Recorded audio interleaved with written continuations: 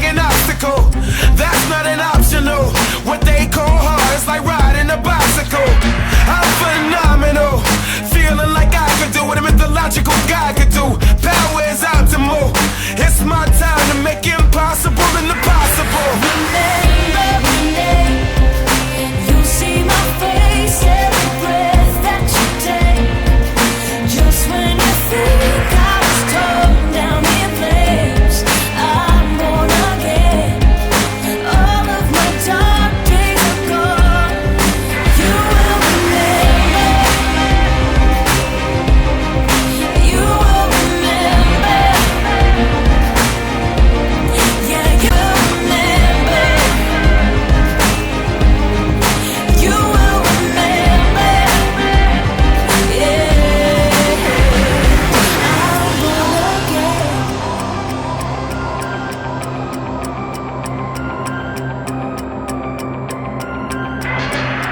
I'm born again. All of my dark days are gone. Remember my name. You see my face every breath that you take. Just when you think I was torn down in flames, I'm born again. All of my dark days are gone. You will remember. You will remember. Yeah, you will remember. You will remember. Yeah.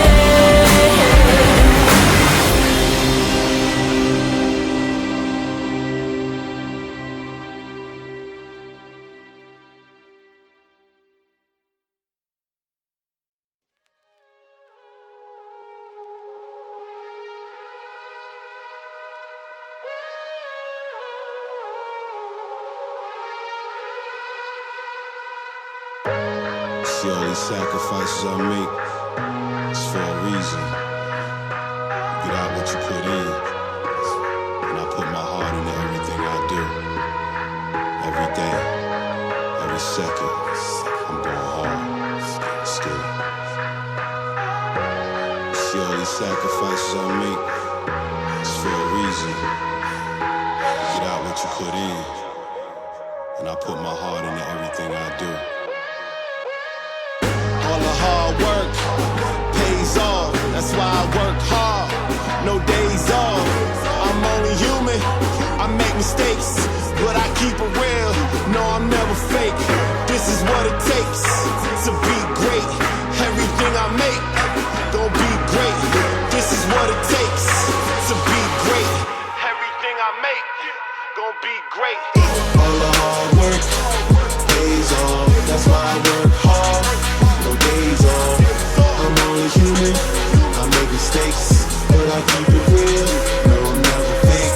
This is what it takes to be great. Everything I make gon' be great. This is what it takes to be great. Everything I make gon' be great. All the hard work pays off. That's why I work hard. No days off. I'm only human. I make mistakes, but I keep it real. No, I'm never fake. This is what it takes to be great. Everything I make gon' be great. This is what it takes to be great. Everything I make gon' be great.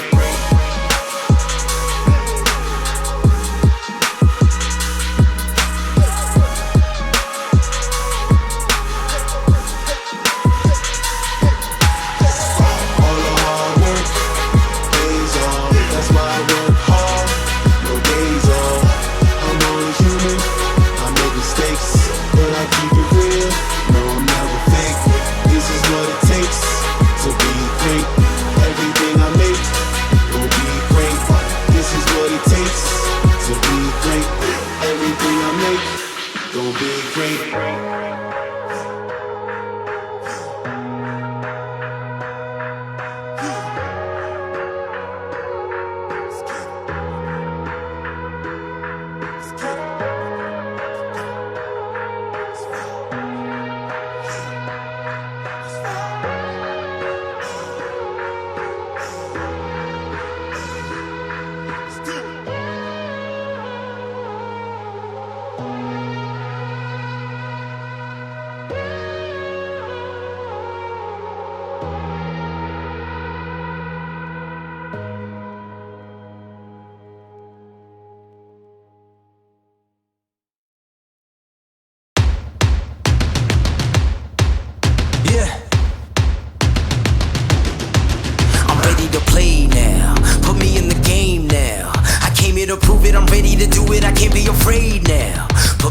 stage now. I'm ready to rage now.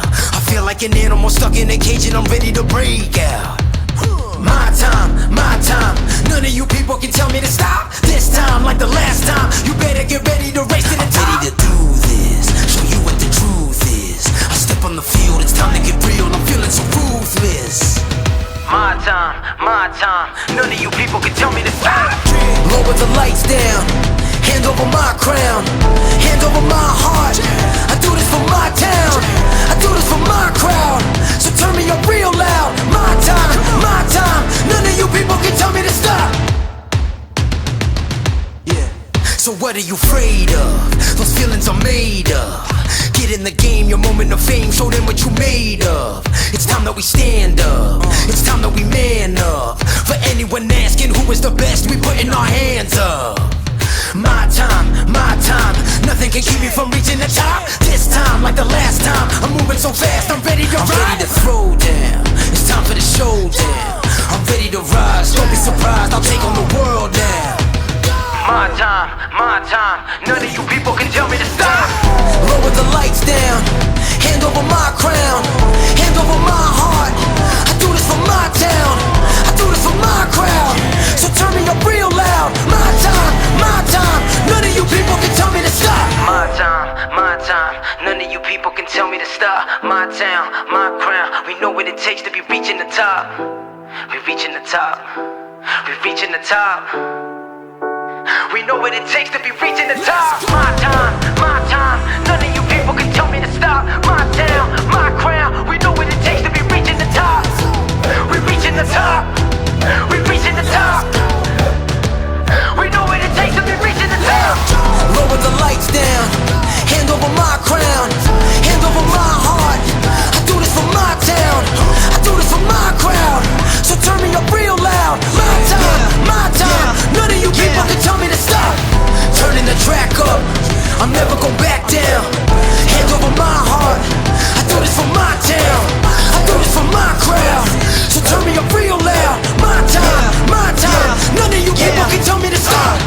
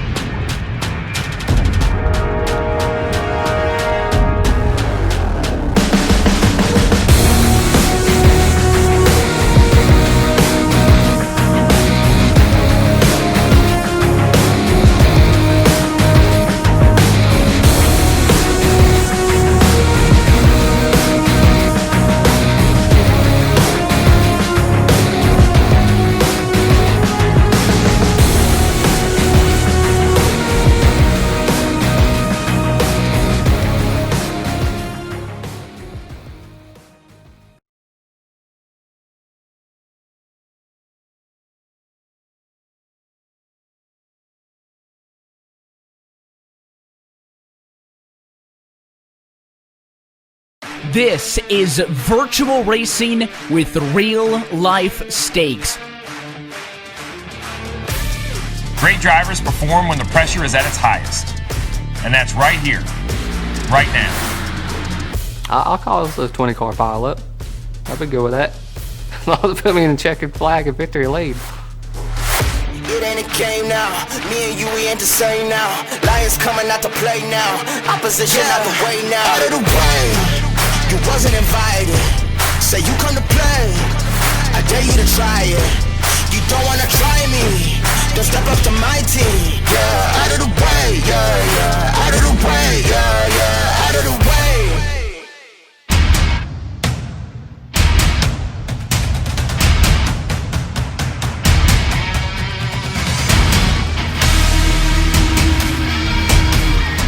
The road to $300,000 is ready for a Friday night first, where from the virtual Atlanta Motor Speedway, we say good evening, sim racing fans, and welcome to round 8 of the 2020 eNASCAR Coca-Cola iRacing Series. We're happy that you're with us tonight on the iRacing Sports Network and streaming live at eNASCAR.com, where you're strapped into the virtual seat alongside myself, Evan Pasoko, and Tim Terry. And Tim, somewhat fitting as we get set for a series first Friday evening race. And the reason this one was rescheduled was to accommodate NASCAR Truck Series action at Charlotte this past Tuesday, a race in which one Chase Elliott took it to victory lane in an iRacing sponsored truck. Now it is our turn here tonight from the Peach State. You mentioned this is round number 8. We've been to Atlanta, including tonight, 8 different times in series history. Haven't been here since 2018. But Evan, the racing that we've seen so far this season, combined with what we've seen in the past at this racetrack, I am really excited to get this thing going on a Friday night.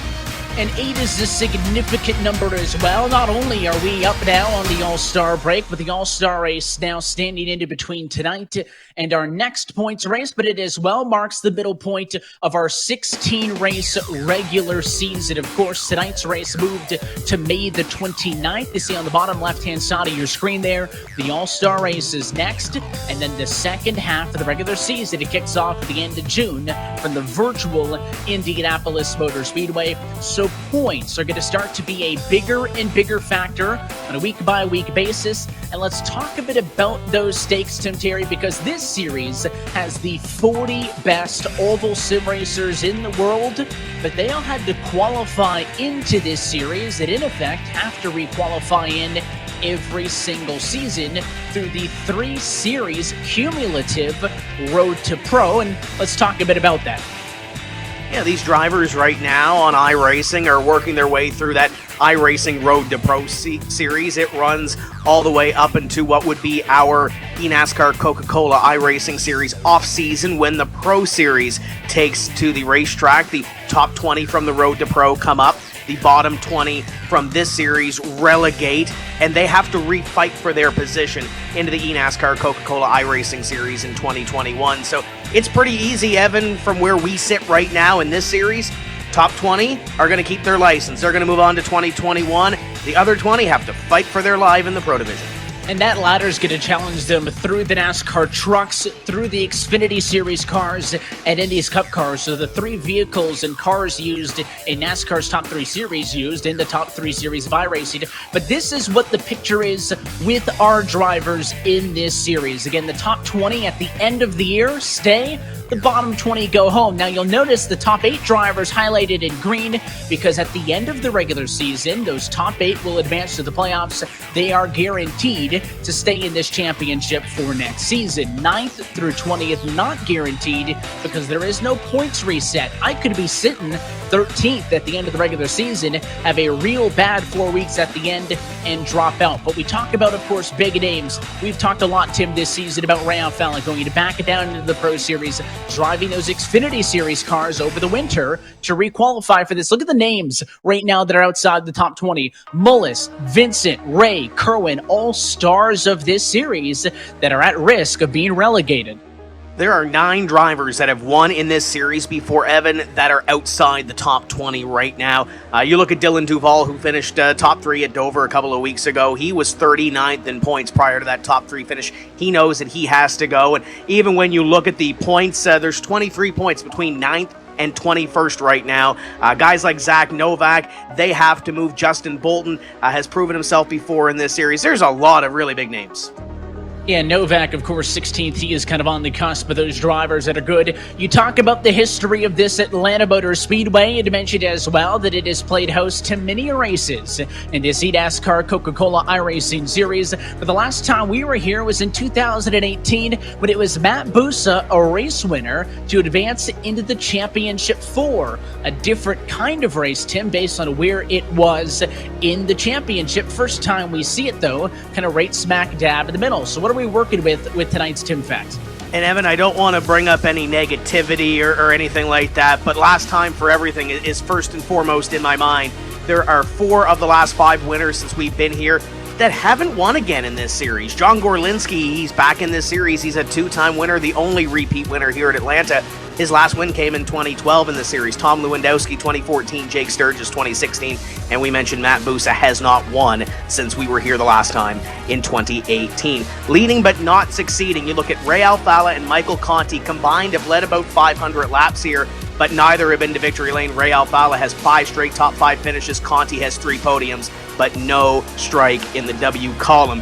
Champions curse. None of our former champions of this eNASCAR Coca-Cola iRacing series have won here before. That could change here this evening. But wait, who's leading? We've had some different leaders in these races. We've had 3 races here before at Atlanta where we've had 10 different leaders. I'm not talking lead changes, Evan. I'm talking leaders.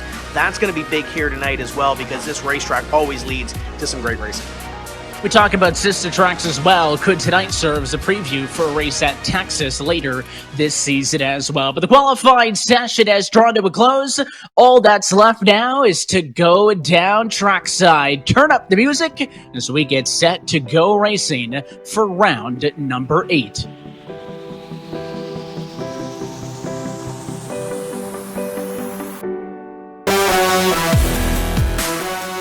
And it is Cory Vincent for a 5th time in his career on pole in this series. His 28.686, the best of them all. He'll bring us to the green flag tonight. 2 of his previous 3 pole positions in his career coming at 1.5 mile racetracks. Right there, though, Jimmy Muller is going to join him alongside in second position. Colin DeKeister, race winner from Charlotte, alongside another hot rookie at Graham Bolton, going to start 4th. Zach Novak and Michael Guerrilla, your top 6. Row number 4, going to see Nathan Lyon and our 20th place driver in points. We talked about that relegation point. Christian Chalner comes in 20th in points. Veteran Brad Davies alongside Casey Kerwin, another driver that really has to pick up his boots here in the last half of this regular season. Michael Conti, Kane Cook to row number 6. And outside of the top 10, more big names back here, the likes of Jarl Teed with G2 Esports in the mix as well. But Garrett Lowe has been oh so impressive. He's going to be on the outside of row number 9 with a bit of work to do in that 21 Ford. You look at Logan Clampett, he's got to get going here. Matt Busa, former winner here as well. Bobby Zielinski, though, celebrating a birthday. Could the birthday boy go to victory lane tonight? There's a lot of storylines coming into this one. The likes of Ray Alfala, the 4-time champion back there. Former teammate Chris Overland tucked in line behind. You got entries from Jim Beaver Esports, Moto Motorsports, through the rest. A big name, though, Ryan Louisa, way down the running order on row 16. It'll be Sheehan and Shearburn, final row. 39th and 40th position. And of course, Tim, we were just at an intermediate racetrack last time out at Charlotte, but it was a shorter race and it was a different race as far as the weather. What are we working with? Yeah, we're looking at 86 degrees, the wind speed about 2 miles an hour, varying, and then the track temperature is going to be the big thing here tonight, Evan. 130 degrees currently. It's about noontime, race session time, so I'd expect that to get a little bit hotter throughout the day. These guys are going to be slipping and sliding. And a shorter race as well. We go from 200 laps down to 167. That will certainly affect our strategy. Let's take a look at our ASUS race analysis. And when you look at this fuel window, it's 60 to 65 laps, give or take or so. You can go about 70 laps on fuel, Evan. The magic number is going to be about 55 for that pit window. 2-stop strategy for most of these guys here this evening. Pit road speed, 55 miles an hour. We've seen green flag pit stops. That will be very key getting down here to pit road. The race distance, 167 laps, 257 miles. And our 2018 winner was Matt Busa. Look at that field getting ready to roll off. Yeah, a bit of overcast conditions, of course. iRacing's dynamic weather and sky going to mean that the sun will be peeking out from behind the clouds and back and forth over the course of this one. As it looks like it'll be partly cloudy actually for this one. So 122 degrees though, still trackside temperature is a hot one. But Tim, you mentioned the possibility of this race going green. If it should, it'll feel like a sprint compared to the longest oval race of the season from 2 weeks ago. We've only had one race here before at Atlanta that has gone over 6 yellows. We've actually had one race here in 2014 where we had 0 caution flags, and we've had, I believe, 5 races this year that have had 2 or less cautions in 2020. So when you look at those trends, these guys, a lot of give. There's a lot of respect between these drivers. They're the top oval drivers on iRacing and eNASCAR here. So you better believe that they're going to put on a show as they get ready to see the green flag. I expect a lot of green flag racing in this one, but keep an eye on Colin Keister. Won at Charlotte, starting P3. He's trying to get some more points to put himself in the top 20. Could that Roush Fenway driver go back-to-back? Well, the Fastenal Ford's looking good as well. Keep in mind the last time we were here in 2018, these cars a very different package. So we don't have kind of a 1-to-1 ratio on what we can expect to see here tonight. But it should be high speeds action as always from Hampton, Georgia. This time by the pace car going to dive to the safety of the pit lane. Field is going to be in the hands of the number 27 machine of Cory Vincent. Happy that you're with us on the iRacing Esports Network as we say, let's go racing from Atlanta. We're underway for round 8.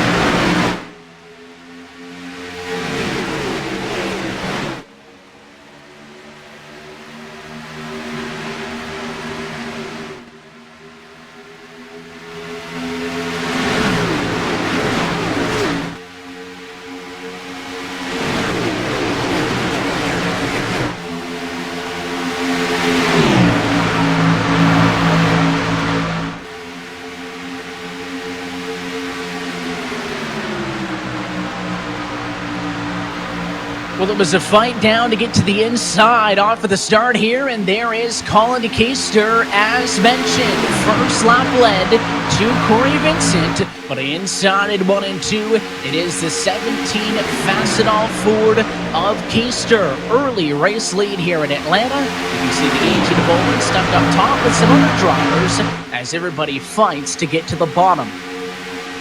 Bolton has had a fantastic rookie season so far. He's had a couple of great qualifying efforts here on these 1.5-mile ovals, but right now on the outside trying to find a place into line as you see the 17 of Colin Keister bring that Fastenal forward up ahead of corner number 2. Some great battles here mid-pack. There's the 42 car of Bob Bryant. You've got Matt Busa trying to bring his way to the front, and Bobby Zielinski trying to make it a big birthday celebration to the inside, trying to pick up one more as we ride on board with Blake Reynolds in 3.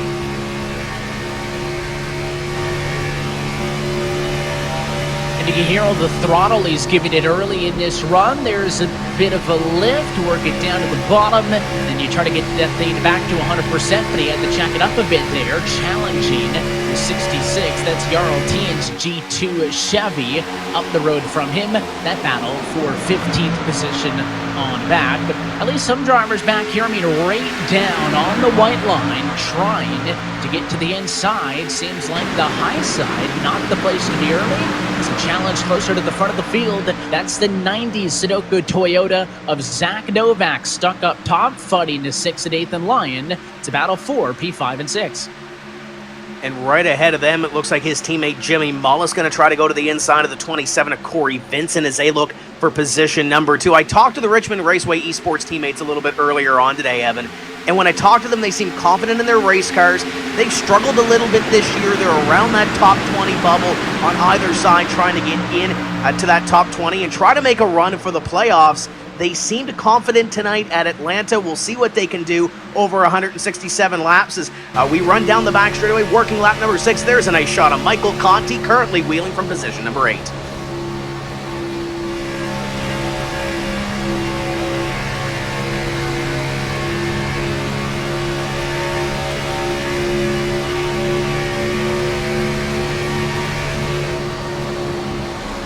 That's on board with your 2014 Series champion, running in 8th position right now, the Junior Motorsports driver. He is one of our several onboard cameras tonight, and we can go on a virtual onboard with any car in the field, but that's a look in at Michael racing from home. And we have a couple of angles tonight, including the Coca-Cola onboard with the number 3 machine of Blake Reynolds right now, P15.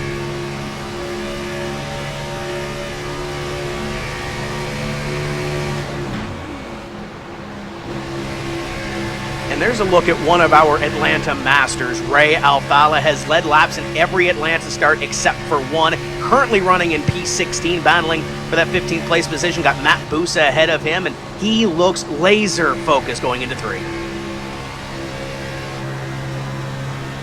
You can see he was on the inside of the 97. John Gorlinski, a 2-time race winner here at Atlanta, on board now with Eric J. Smith. Look at all the data on the left-hand side of the screen, Tim. Oftentimes, if drivers have those 3 monitors or multiple monitors, that sim is going to wrap across all of them to give an immersive experience. He is using that for some live telemetry that he can easily glance over and get a look at. That's a cool view there with Smith. Back to the 24 car in 36 spots. Some work to do here for Jake Nichols.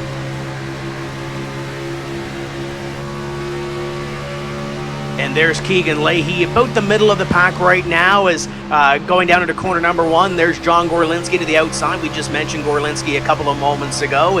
He's got his hands completely full as the driver from Halifax, Nova Scotia, goes down the back straightaway. Those are the onboard shots that we'll have here this evening. And we got a lot of fast race car drivers in there, Evan. Going to be some good looks here this evening. Yeah, and happy to have those 6 drivers with those onboard cameras tonight. We'll be checking in with them throughout this race as a clean start here in Atlanta, but not a ton of separation, even at the very front. I mean, you see this battle, the 32 Leahy, 17th, being tracked down by Eric J. Smith, who is already up plus 11 from where he started in 29th. The big green egg Ford is on the move here, Rodney. In a mid-pack where some other drivers going the wrong direction, likes of Christian Challoner and Michael Guerrilla, top 10 cars, and now 12th and 13th. Trying to figure these things out as we work it along a run, and you can see up the road a little bit. That is Zelensky looking to the outside of the 5. Nice little view there of that battle.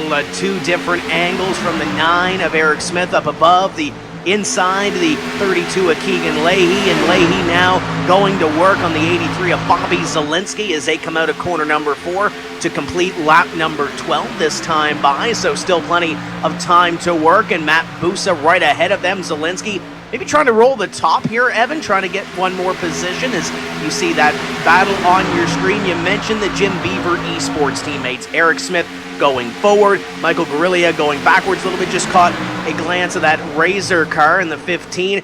It looks like they're going to meet, but I'm sure they didn't want to meet this early in the race. You can see a bit of a bobble that time off of the corner as that number 6 car, and Nathan Lane actually further on the outside there, but he got a little bit loose that time off of the corner in the Acronis Ford. So the 25 and Ottinger gets his Logitech G Chevy for William Byron Esports through on the bottom. Slides in front of Casey Kerwin. Kerwin driving the Jordan branded Camry for Denny Hamlin Racing in this championship. Let's take a look with the Coca-Cola on board with Kerwin, who rides P10.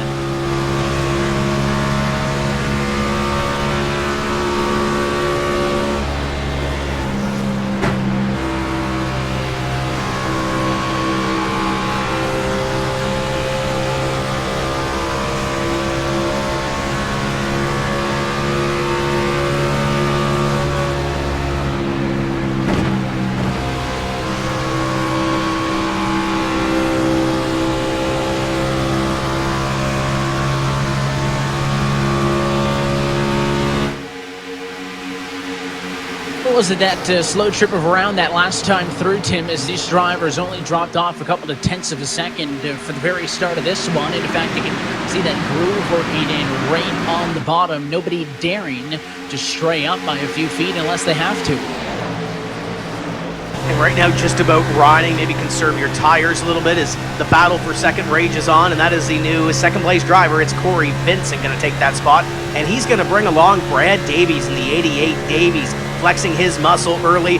The veteran's been around for a few of these Atlanta races, now moves to that third-place position, and it looks like he's got a little bit of speed inside that race car this evening as they launch down the back straightaway. There's a nice little shot right there. You got Brad Davies, who's been in this series since its inception in 2010. Then you got Graham Bolton, who's in the middle of a breakout season in his rookie campaign, running in position number 4. There's a great snapshot of where we've been and how far we've come so far in this eNASCAR Coca-Cola iRacing series.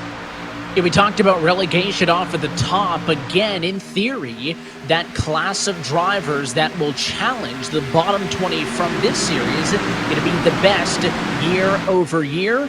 So it's real interesting to see how that shakes into the equation. And got some teammates running together. We mentioned all the team affiliations. These two drivers both representing Richmond Raceway Sports. It's Nadia Zach Novak, the 46, Jimmy Mullis. Tim, they did not have it a couple of weeks back, but are looking good now with both cars in the top 10.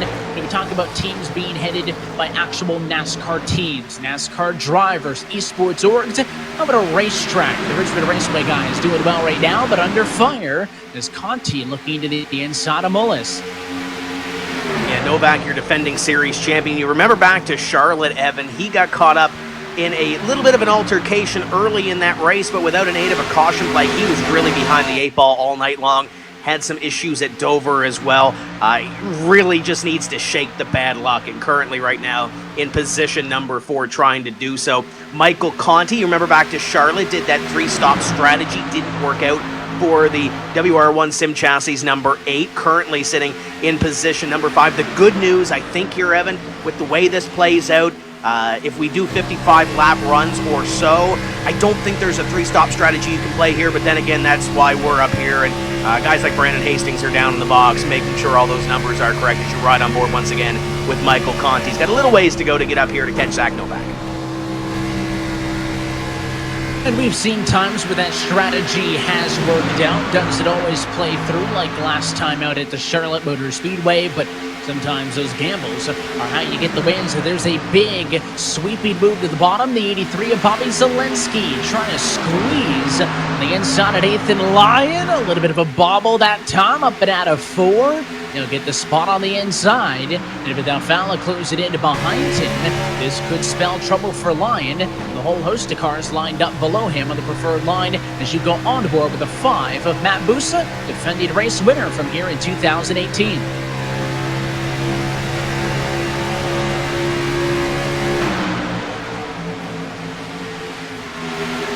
Looks to the inside there. There's the 32 of Keegan Leahy in behind. There's a freight train forming on the inside. It might be to the inside because here comes Leahy in the 32, trying to bring Christian Chalner through as well. The 2 of Ray Alfala up to the outside. I'm sure that's not the qualifying effort that he wanted or the opening segment to this race that the 2 car wanted as you ride on board with the Burton Kligerman Esports Valvoline car of Logan Clampett. Clampett has run well here in the past as well, looking to pick up some positions here in what would be the middle of this run, 23 laps in, getting close to about halfway of where we'll see these drivers on pit road if we stay green flag racing.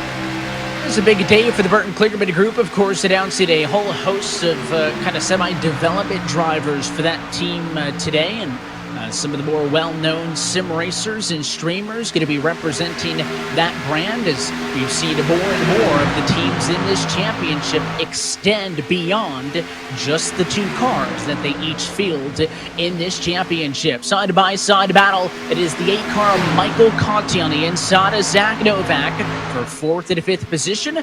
We talked about last time out at Charlotte, Tim, kind of being our de facto Memorial Day weekend race, but his patriotic colors still on board at number 8 Chevy for tonight. And you look back in behind this battle, how about Nick Ottinger back there in the Logitech William Byron Racing entry? And Ottinger has kind of been hot and cold here at Atlanta. He has 2 third-place finishes. He also has 2 finishes outside the top 30. He won at Dover earlier in the season, running within the top 10 here this evening. I think Nick Ottinger might have something for these boys before it's all said and done. But usually Ottinger saves a little bit as you ride on board with the 25 down into corner number 1, chasing down that 8 car. Drove it in hard and he made it stick. A nice move by Jimmy Mullis. There will not be a counter, I should say, by Nick Ottinger in the battle for 5 and 6. So give it to the 46 Toyota for the moment. And now the battling behind is with Jimmy's teammate, the Donnie Machine, Zach Novak, of course, your defending series champion. How could you ever forget the memorable moment when that season finale was on NBCSN? You saw his emotional reaction as his family came in to share in that moment with him. Zach, of course, with some work to do if he wants to go back-to-back, and he is behind this battle as we look up at the front for the fight for the race lead. Cory Vincent, Tim, led lap 1, but that was it. It has been Colin Keister since.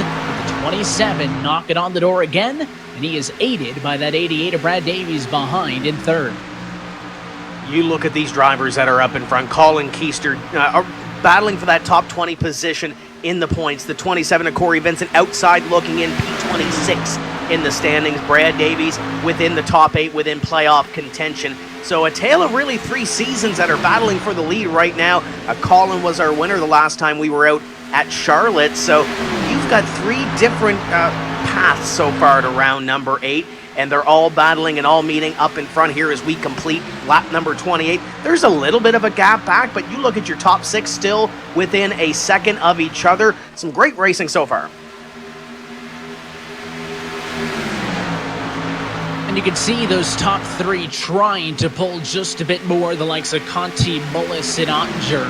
Not that far back as well, as kind of they want to be in the mix as well. But our friends at ASUS are doing a fun giveaway tonight that you can participate in. You have an opportunity to win a 1-year iRacing membership, as well as an ROG Strix Scope keyboard, an ROG Chakram mouse, and a Delta headset, all courtesy of ASUS, an official hardware partner of the eNASCAR Coca-Cola iRacing Series. Go to that Twitter handle, ASUS_ROGNA, for more information on how you could be entered in to win that fantastic giveaway that'll be headed out to one of you tuning in at home by the end of the evening here tonight. Yeah, great prize there. And speaking of prizes, here comes Keegan Leahy to the inside. Going to try to pick up one more position. That would be for position number 10. So Leahy will enter the top 10 for the first time this evening. Spoke with Keegan a little bit before we came on air tonight, Evan, and he said that he's done a lot of work. Probably the most work he's done all season long for a race has been this one at Atlanta. He was confident coming in, and with this sport, regardless if it's in the real world with the NASCAR Cup Series or here with the eNASCAR Coca-Cola iRacing Series, confidence is key, and pretty much half of your preparation to get into one of these races. Look at Cory Vincent sawing on that wheel in position number 2, trying to make his move on Colin Keister to take the lead back.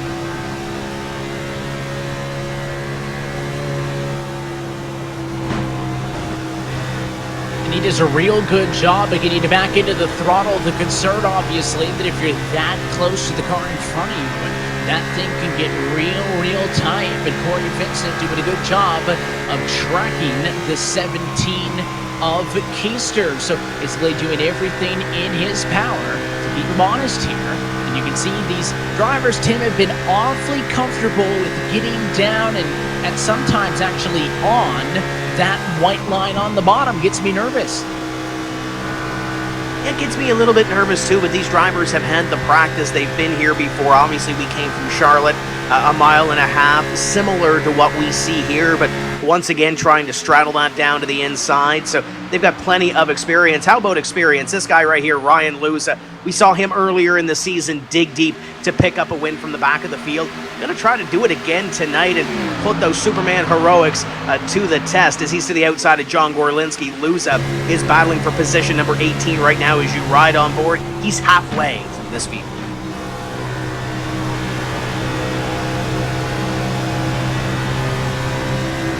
He's been doing an awfully good job, and of course, if you're just tuning in to this race and may have missed some of the other ones, Ryan Louisa won 3 in a row: Homestead, Bristol, Richmond. But a rough trip the last time out at Charlotte, as here is the challenge for the race lead. Vincent to the bottom. He can't clear, though. And now here comes Brad Davies. He wants to fight for second, trying to the outside of the 27, but it will not stick. We hit the reset button, and we'll try it again. Vincent nearly lost the spot by going after Keister, who was able at least that time to hold him off. You look at the strategy that would play into this, Evan. You can't afford to lose any time being side by side with each other, because somebody behind you, like Brad Davies we just saw, is going to try to pounce and pick up a spot. You ride on board with Michael Conti, currently in position number 4. That's his teammate ahead of him in Brad Davies. And look how he rolls the center off the corner. Picked up about a car length there, getting a little bit closer to Brad Davies. But that's all it really took, those drivers to get side by side, get a little bit racy, and it closes in Michael Conti. Behind Conti is Jimmy Mullis, Graham Bolton, and the caution flag is hit. Low on the front straightaway, Matt Busa. Issues for the number 5 Ford. We talk so much about the fact that he is your defending race winner here from Atlanta.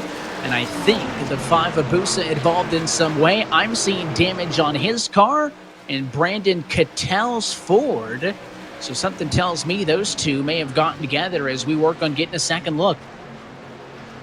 And those are two drivers that need to get some points here and need to start getting some insurance as we head towards that All-Star break in the second half of this regular season. But we'll see what happened to bring out that first caution flag, an opportunity for these drivers to come down pit road. But let's take a look at it on the Coca-Cola Replay. You're going to be on board with Busa here. A little bit slow that time into 2. You see the 37 machine on the inside of him. That's Challenger. And of course, not in the preferred spot, riding the outside. And it's tough to tell. It looked like almost him, at least from the onboard, that Busa was trying to tuck in line. I couldn't tell if it was that or that car on the bottom pushed up, but they got together in 4. That's where the contact comes from. Busa gets the worst with the first yellow of the night. And here come all the drivers down onto pit road. Evan, I still think at this point it's probably a 2-stop strategy from here, lap number 38. You add 55, you get to about 80, 90 or so, and then you still stop at the end. You might be able to stretch it. If this thing does go green, it could bring up a little bit of strategy, but for the most part, everybody down on pit road to get service to their race cars. And 38 laps in, this in theory puts us on the very outside, if not short, being able to make it a one-stopper from here. Of course, about 15 laps shy of what we would have expected drivers to go for. But in the race off for the pit lane, the 46 car, Jimmy Mullis, came down in P5, and he will leave as the leader on a 4-tire decision. First car off the pit lane, he's followed by Conti. Keister drops 2, but for the moment, Tim, the race off for the pit lane for 3rd, because Eric J. Smith and Michael Guerrilla both opting to stay out on track. Those are the Jim Beaver Esports teammates. Curious if they're just going to bring it down to the pit lane this time through.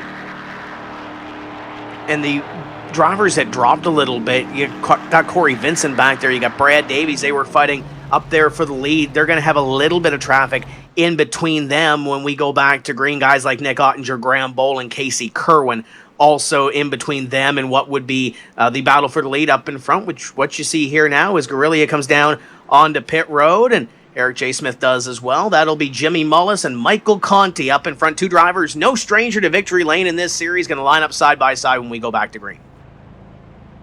So those cars that stayed out, Guerrilla and Smith, going to get their service this time through. Got to hustle up, though, and to catch up to the back of the pack because the light's already out on top of the iRacing.com pace car. This restart will put 40 laps behind us and leave us with 127 still to go. I think big opportunities here for the likes of Michael Conti, who started 11th and is going to be on the outside of the front row in 2nd. The likes of Nick Ottinger, who's gone 13th to 5th. And maybe a little bit further down the running order. Don't look now, but Keegan Leahy and Logan Clampett both started 22nd and 20th, respectively. They run 10th and 11th right now on track, so those are some other names that have been making some moves early on in this one. But it was Jimmy Mullis in the Coke Energy Toyota who was the best on the pit lane. The entire field opting for 4 tires and fuel, as he will bring us back to the green flag to put lap number 40 behind us. Pace car off, and the 46's discretion to put the right foot down. Green flag flies, back underway.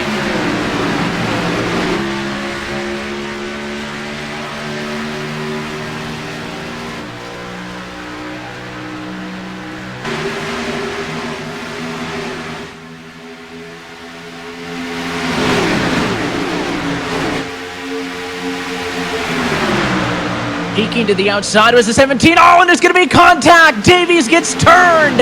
He's in front of the field. Loses involved. The 97 gets some damage. Blake Reynolds involved as well. And it is chaos after the restart. Caution flag is back out, Tim. And it all went wrong on the race down the back straightaway. I was going to mention a look to the race lead up the hill when it was Colin Keister looking to the outside of Jimmy Mullis. That move never happened, but the real issue was the move to the bottom, I think, by Keegan Leahy. Yeah, we'll get a look at the replay here, but there are 2 drivers that you mentioned in that incident that are going to have damage of some sort. Brad Davies and Ryan Louisa as well. So keep an eye on those guys. They'll come down pit road, get those cars massaged, but they may have to worry about some overheating issues as well. 2 big names that we thought were going to contend for this win might have to get out from behind the 8 ball. And no pit service on this cycle except for the damaged drivers because all of your race leaders were just down at the pit lane. Jimmy Mullis in front, though, at lap number 42 from Atlanta. You're watching round 8 of the eNASCAR Coca-Cola iRacing Series.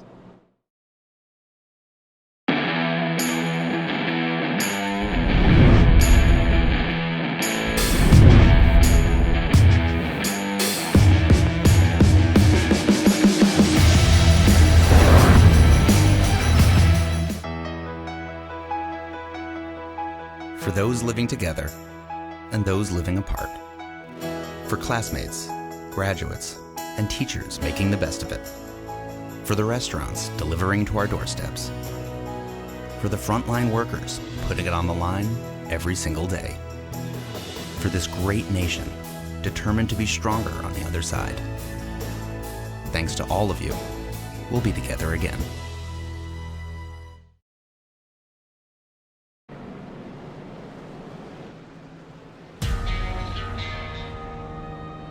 Coverage of tonight's action is brought to you by Coca-Cola, the official fan refreshment of eNASCAR. And by Asus, an official gaming hardware partner of the eNASCAR Coca-Cola iRacing Series. We're under the caution flag, lap number 43 of 167 for the virtual Atlanta Motor Speedway. And happy that you're with us on the iRacing Sports Network, getting set to put that second yellow flag behind us after an incident involving Keegan Leahy, Brad Davies, and more. Down in turn number 3, slowed things down. We're alongside Tim Terry. My name is Evan Pasoko, and Tim, a good green flag run to kick this one off, but back-to-back yellows right there. Does that concern us at all for this restart? I think it does and it doesn't, Evan. When you saw that little bit of calamity just inside the top 10, those drivers have that sense of urgency that, hey, everybody's bunched up, I can pick up a couple of positions. Now it's an opportunity to take a deep breath. Let's get some green flag racing in here. We did that at the very start of this race, but I think that was a little bit of comers and goers. You mentioned Keegan Leahy coming from a mid-pack qualifying effort to move up into the top 10, battling hard. Brad Davies trying to find a spot in the line as well. So everybody gravitate towards that inside line. We'll see how this restart plays out with Jimmy Mullis and Colin Keister on the front row.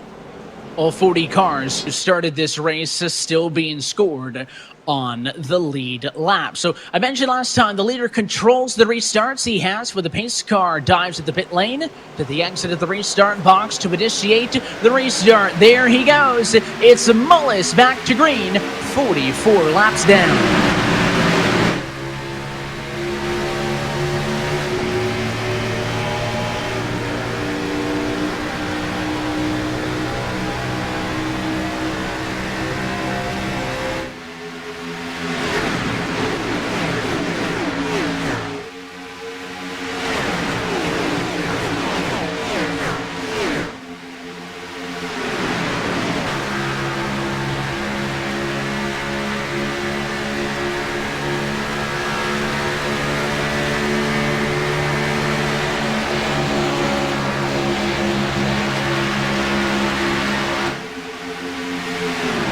And on the outside line, new race leader Colin Keister. He was able to stay up on top of the 46 of Mullis, and he goes to the point at lap 46.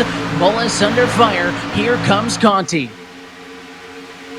And 3 wide in behind, Keegan Leahy continues to make moves. That's his teammate now in the middle of Casey Kerwin. Cory Vincent pulls his foot out of it, but hello, here comes Logan Clampett to the inside, trying to put his foot in the door and pick up one more position. These guys are going at it. Let's call a little more 3 wide. There goes that 32, poking that nose to the inside. He'll think wiser of it. No, he gets into the back of the 18 of Graham Bolton down into turn 3.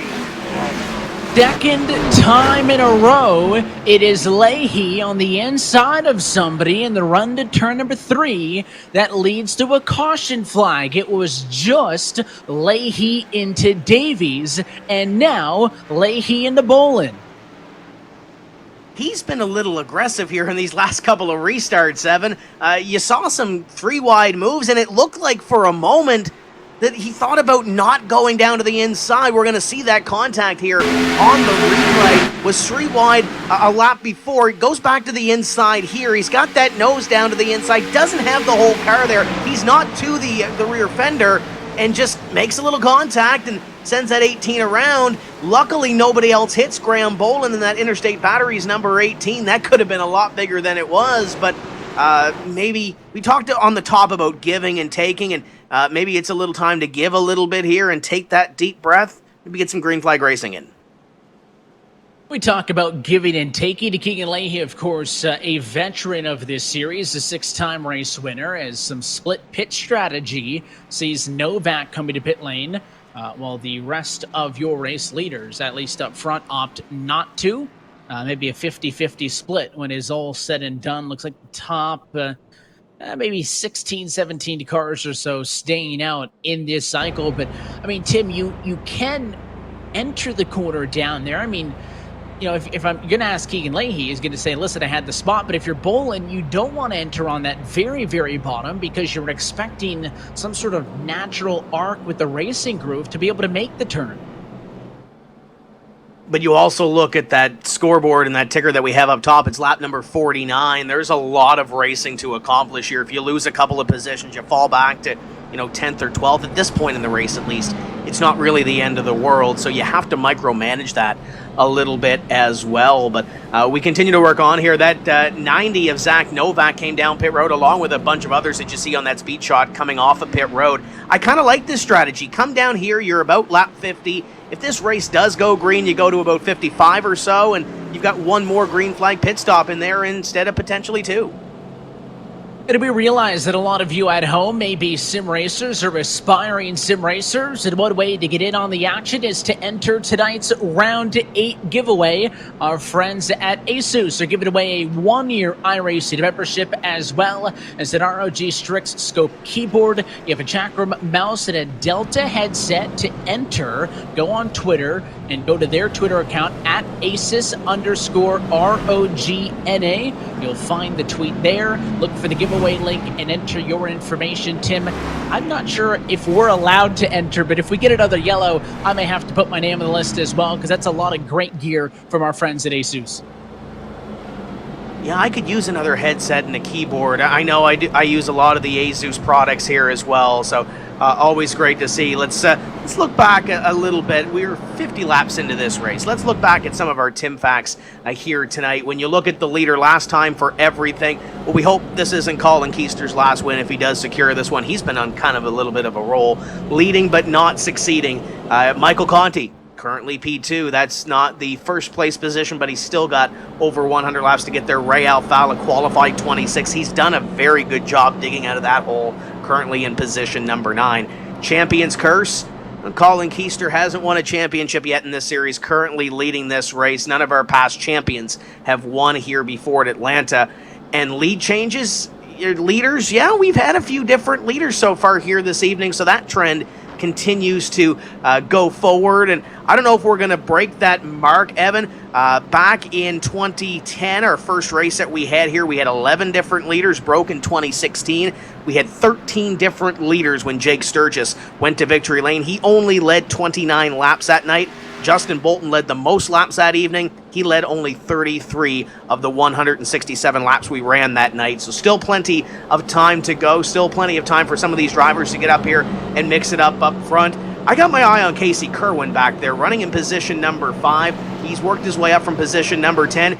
He's in need of a good run to really turn his season around. This could be it. We're seeing that 23 car up here in the top 5. This could very well turn his season around.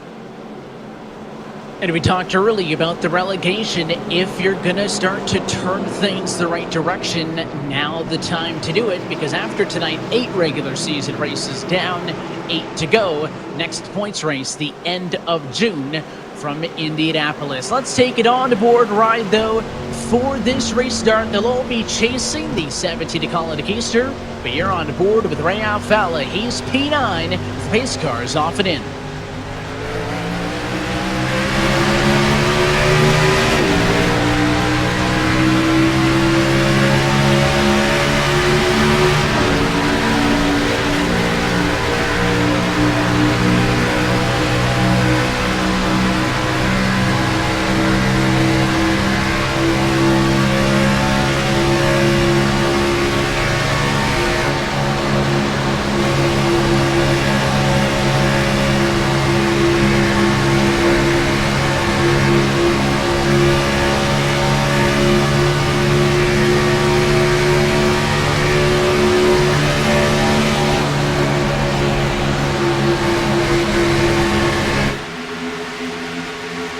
Pretty calm on the board, but he's in kind of a hornet's nest here as those cars tail end of the top 10 can't get single filed out. It's Cory Vincent, big slide down in front of the 2 of Alfala as everybody tries to get to the bottom. First car up top, the 46 car of Mullis. And I don't know if that's by choice, Evan. The 99 of Logan Clamp had thought about 3 wide on the outside line, just can't get there. Jimmy Mullis, oh, little contact. Little slideways is that 46 of Jimmy Mullis down to the apron. What a save by the Coca-Cola Energy number 46, but he lost a ton of ground. He hangs on to it, but this whole pack now going to fan out 3 wide into turn number 3, partially due to the chaos provided by the 46. That's the 99 of Clampett way up the hill. Kane Cook was in the middle. The 41 of the sheet of Dylan Duvall on the very inside. And they work it back out at least to 2x2 for now.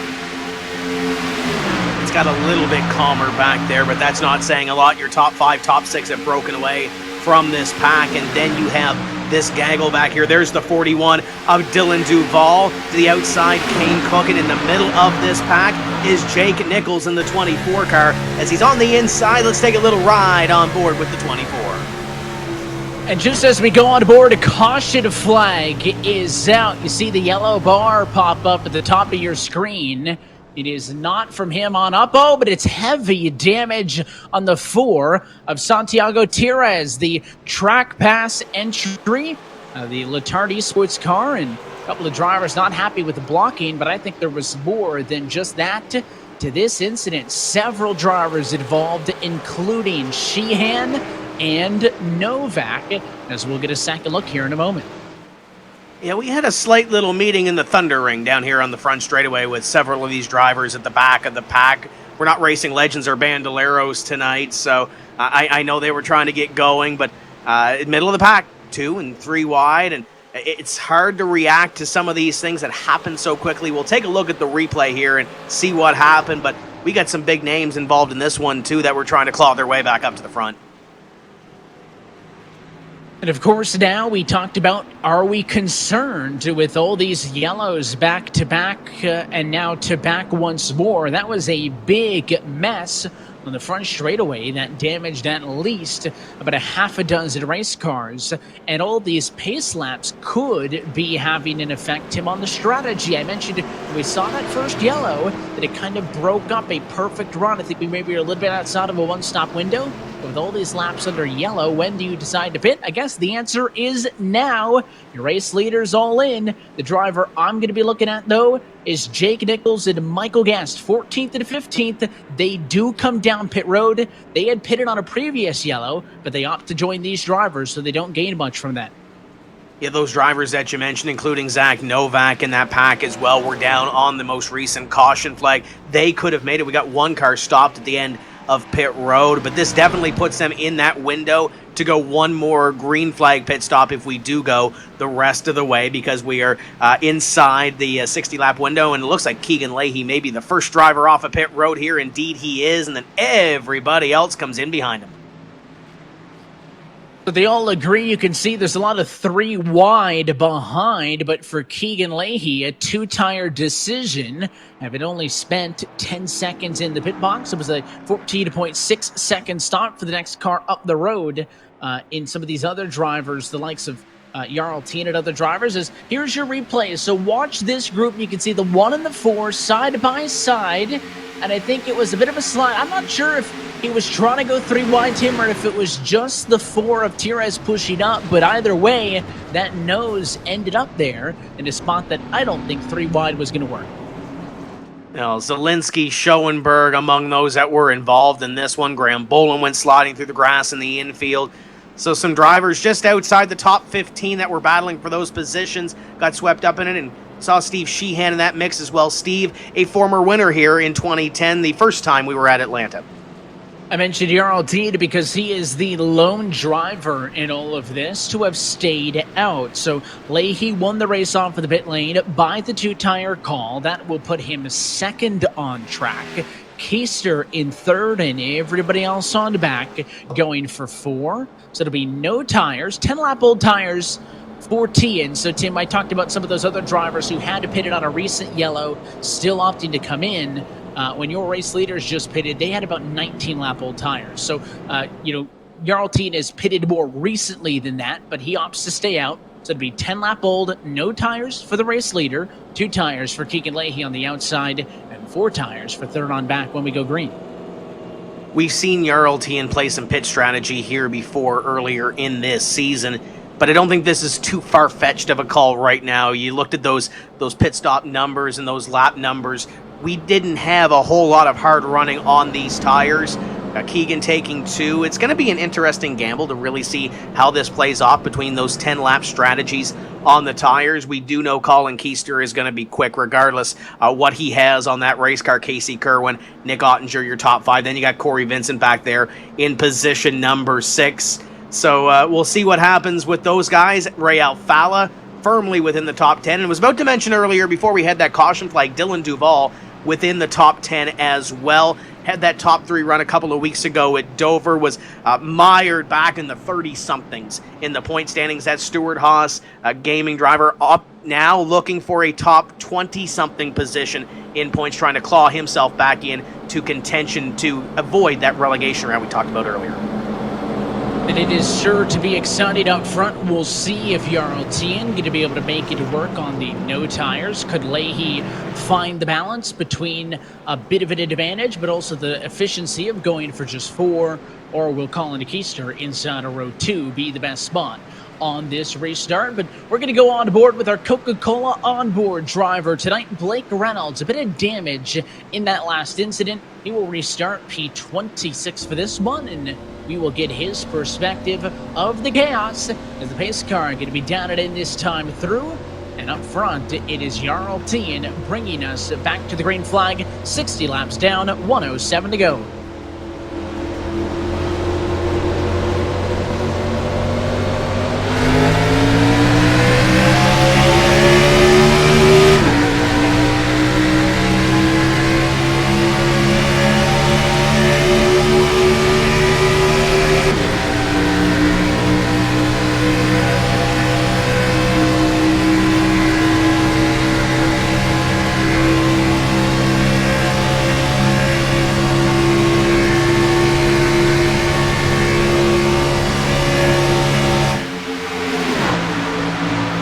You can see he was struggling with some speed there as we're going to go 3 wide for second. Leahy slow. It's the 25 of Ottinger to the inside, but here comes Keister. He goes on the outside. The 23 of Kerwin the next to do the same, but a call to Keister to the inside of Jarl Tien, fighting for the race lead down the back straightaway. And in behind them, the run by Ottinger to the inside. Tian goes to the inside, throws that little bit of a block, shuts the door. Down into corner number 3, Ottinger going to find his way to third. It'll be side by side, 3 wide in behind them. Ray Alfala in the middle of this to the inside of Keegan Leahy. Kerwin tries to find a line to the inside. He'll do so in front of Kane Cook, but there's still 3 wide. Vincent and Conti stacked up top. At the very outside line was the means by both Keister and Kerwin, but at some point you do have to get it back down to the preferred lane on the very inside. On board with Alfala. He's got the 32 of Leahy on his door, and they're battling for 4th and 5th. This up the road, almost contact, as it is Ottinger to the inside of Tian. This now the battle for 2nd. Ottinger's got the bottom. That is the preferred lane, and he will take away 2nd spot as Jarl throw a block on Alfala for 3rd. Of course, he doesn't want cars to get to his inside. The 2 car, though, looking into 3. What a run for Ray Alfala to the inside of Jarl Tian, battling side by side for position number 3. Tian holding that outside line. Keegan Leahy behind them, doing a great job holding off the 8 of Michael Conti, the 23 of Casey Kerwin. Logan Clampett a part of that battle as well. But how about the run from 26th for our former series champion, Ray Alfala? As you see the double box, Alfala to the top, Leahy to the bottom, and the battle for the lead up in front. Ottinger to the inside of the 17 of Colin Keister. 2 of the heavyweights in this series trying to run inside of the top 5 at Atlanta. Well, the battle for the race lead rages on. Leahy with a big move, high to low. Behind all of this, Alfala now on the battle for the race lead, as it is Nick Ottinger. He's on through. It is Logitech G Chevy takes over the lead from Colin Keister, but Ray Alfala follows him through. He is on his bumper, tracing in the run down to 3. The move not going to happen yet. You continue to see that battle on your screen. Michael Conti to the upside. That's Keegan Leahy down low. They're on the inside line with Logan Clampett to the outside. Casey Kerwin trying to find a way around his teammate and get himself a little closer to the front. Jarl Tian throwing the anchor out on the inside line. Keegan Leahy's going to have to try to figure out where to go. Looks like he's going to gravitate up to that high side, follow that Valvoline 99 of Logan Clampett to that upside. But for the most part right now, I think these guys, especially a guy like Ray Alfala in 2nd, can maybe breathe a little bit of a sigh of relief. Just don't look in that rearview mirror because it's filled with the Fastenal Ford.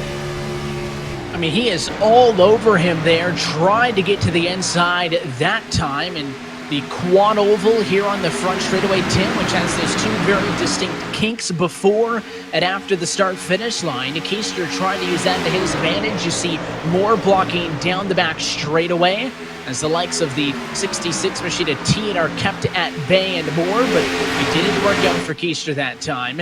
He stays 3rd, Alfala 2nd, chasing race leader to Ottinger, but this is a driver that I mentioned a couple of restarts ago. Logan Clampett started in 20th position, and he has just cracked the top 5. Yeah, if you remember the last time we were here, Logan Clampett led 46 laps of this race, Evan, so he knows how to get to the front at Atlanta. Talk about leading, talk about different leaders. Logan Clampett has been one of them. He's been able to work his way up towards the front of the field, and right now, doing the same thing as we ride on board with him. And you can see 3 wide once more as the 46 machine in the middle of the sandwich this time. That's Jimmy Mullis, the 10 of Justin Bolton on the bottom. He's going to go all the way to the apron to try to make this move. The driver for Stuart Haas Esports out of Greensburg, Pennsylvania. He's got the Busch delivery colors on board. That Ford Mustang again tonight. Oh, and he almost got into 10. Trying to get to the inside. More contact as they are all over each other. Up front, it is Ray Alfala to the race lead at the completion of lap 70. For the first time tonight, he's now come up through the field after starting P26.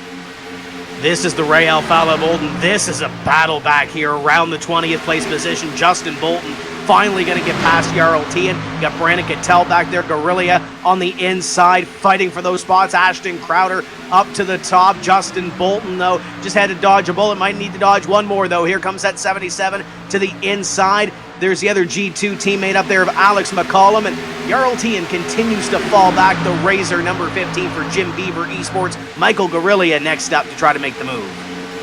And he's going to be working on the inside. The Floridian for Jim Beaver Esports, I should say, with the Polaris Razor colors on his 15 machine this evening. And of course, ahead of the 14, of course, we saw Cattell in an incident early, so maybe a bit of the damage is hindering that iRacing Clint Boyer Racing sponsored machine. You got the Mode Motorsports entries not that further back as well, as now we catch up with the 27 of Cory Vincent, your pole sitter, who Tim hasn't looked incredibly strong. And to be fair, he's been a top 10 car, and to be a top 10 car in this series means that you are really, really fast, but I don't think really had the start to this race that he was looking for after not only besting the qualifying session, but being the fastest driver in practice earlier as well.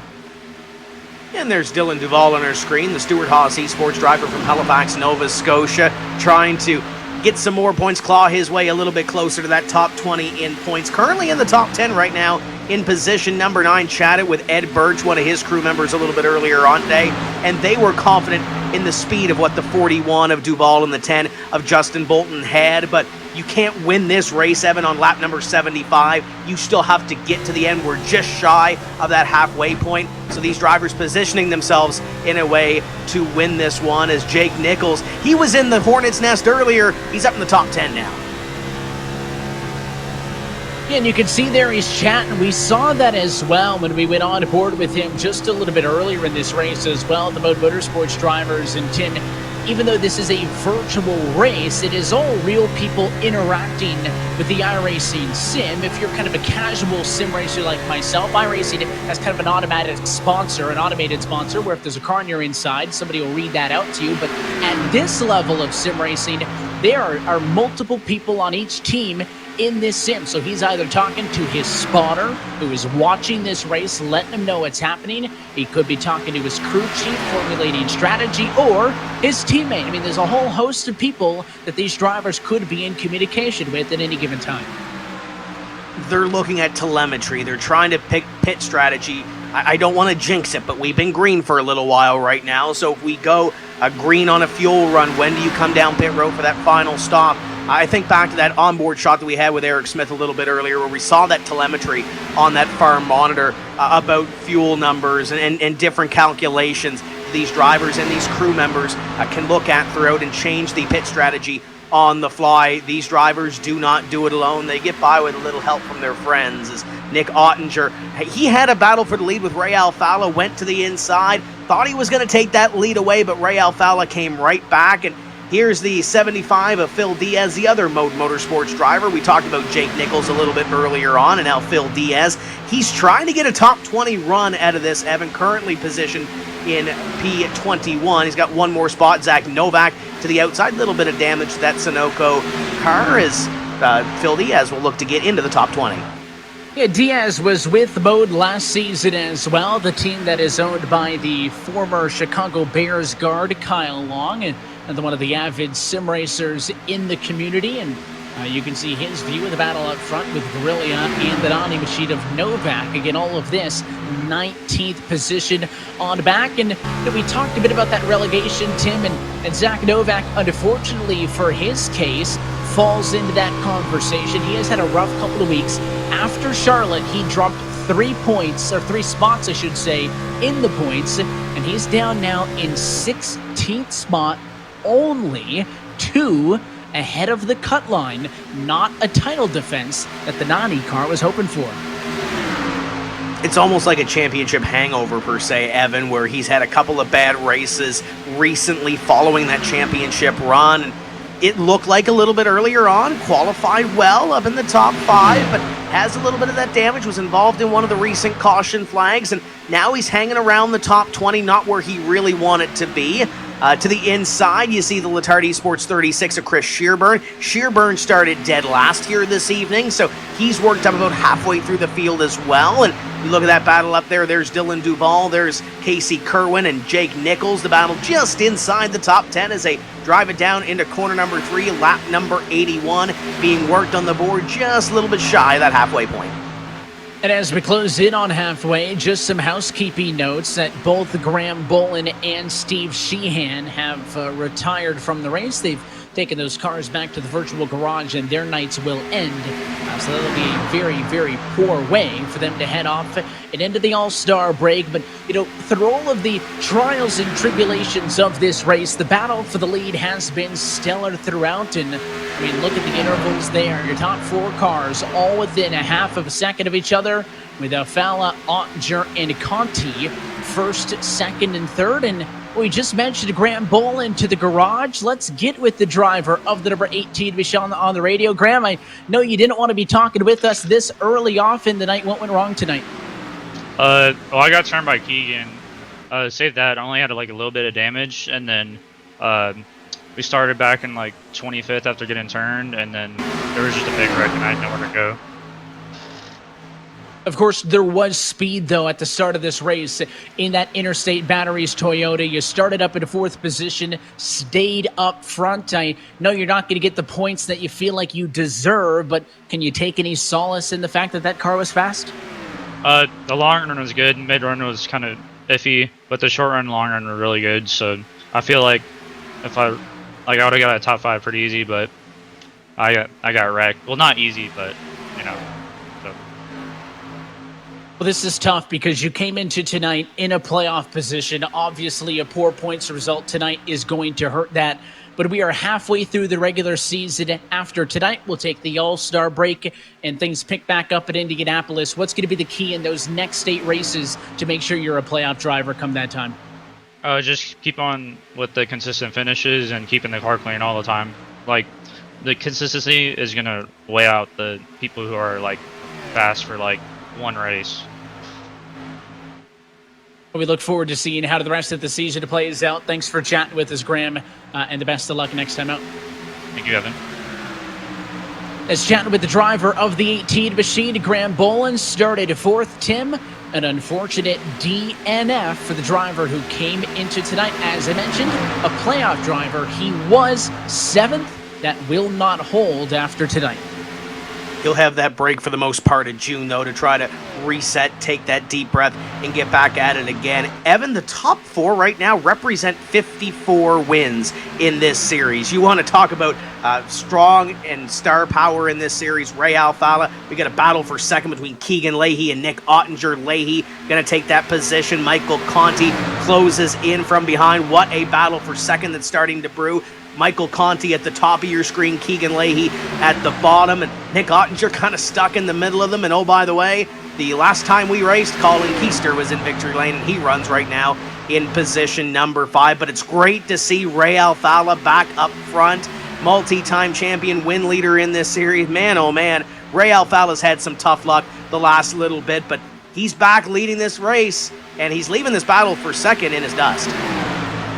And that's the objective, is to pull away, because I mentioned the battle for the race lead has been so good tonight. Of course, that not by design. Your race leader wants to get away and run this one, but everybody's been doing a very good job of keeping them honest. And again, I think it's a combination of this package, the high speeds that Atlanta is known for, at least for second on the back, almost impossible to get away, as Michael Conti looking outside of Ottinger. Conti hung up to the outside. The 99 would be next in line behind Colin Keister. That's Logan Clampett.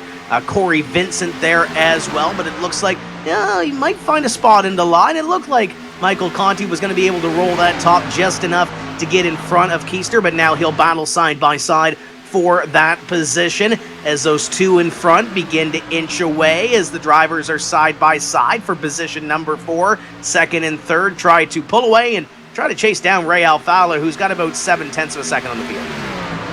And the folks over at Richmond Raceway Esports, by the way, Tim, reminding us that they are not convinced Zach Novak's on a championship hangover because he's not even old enough to drink yet. That goes to show you just how young some of the drivers in this are. I did remind them that we're Canadian, so it's a little bit different by what we're thinking. But we want you to be in the conversation with us. Use the hashtag eNASCAR.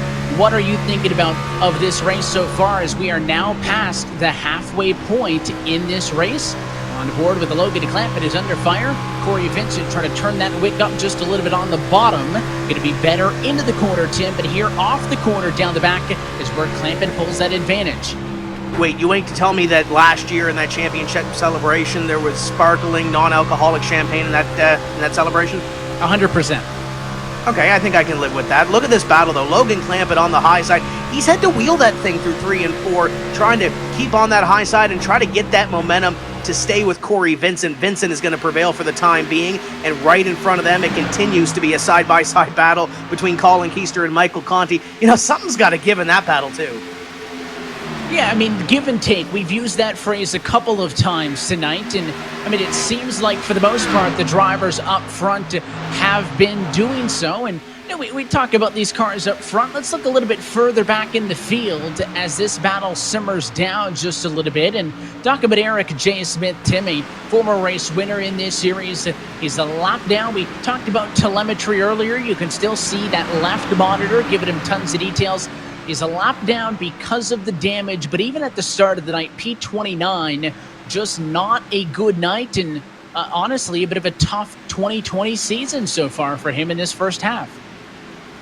But then we have that little bit of that reset with the All-Star break. It'd be nice to fire something up on that big green egg afterwards, though, and kind of forget about this race and put that behind. So currently in position number 36, that Jim Beaver Esports driver, and that team were looking good earlier tonight. We're coming towards the front of the field, but with that damage kind of hindering them right now in that big green egg number 9. You see that battle right there. There's a 21 of Garrett Lowe, the 10 of Justin Bolton. Kane Cook has had an up and down season. He's had some really raw speed.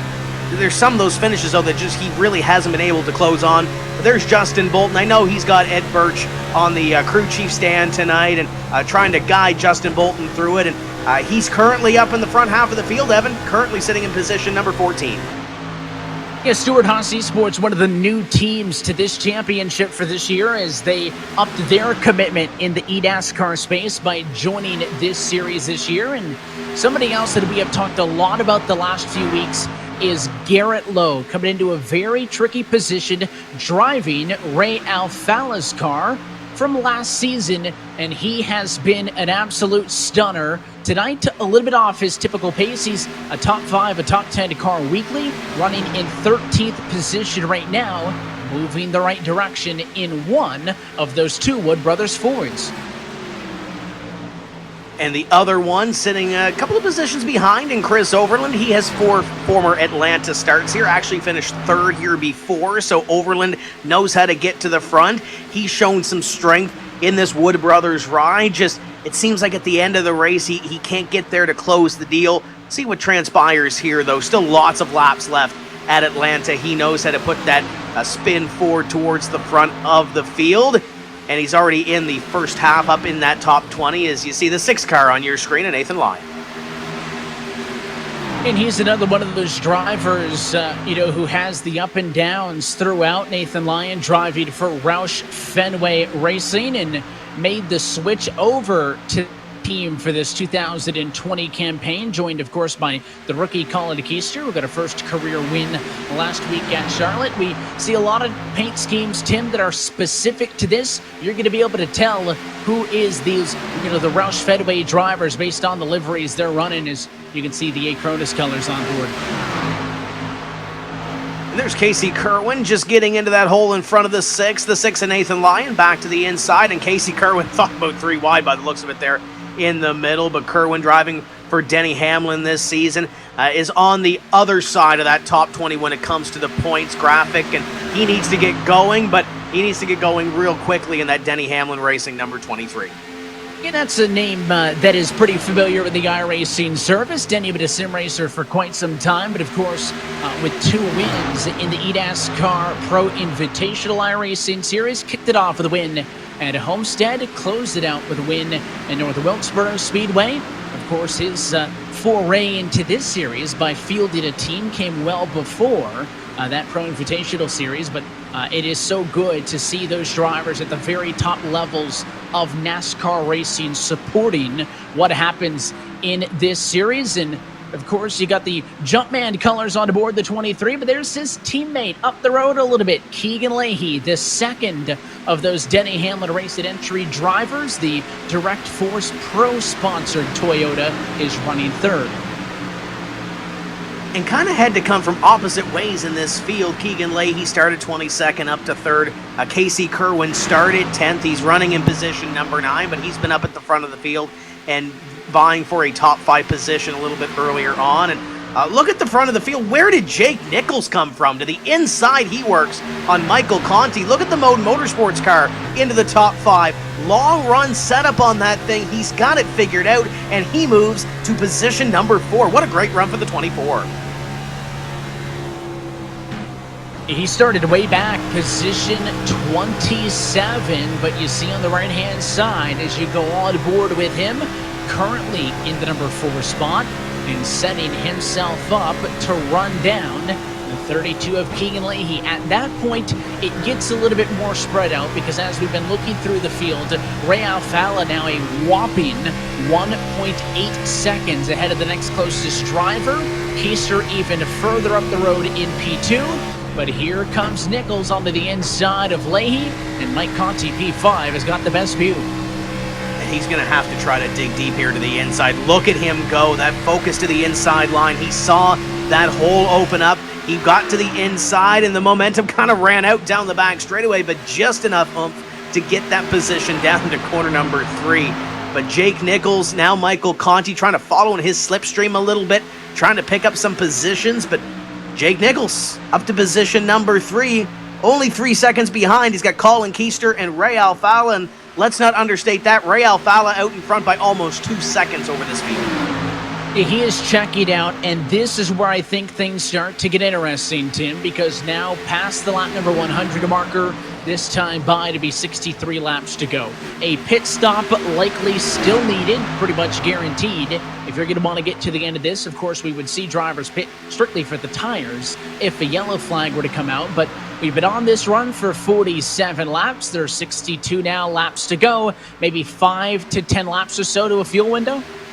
Yeah, I think so. We're looking at about 5 to 10 laps. 55 laps seem to be the magic number, Evan, that was thrown around a little bit earlier on. So go about 8 laps or so, and you're at that 55-lap window. So we're almost there, and that was almost big for the 25 of Ottinger.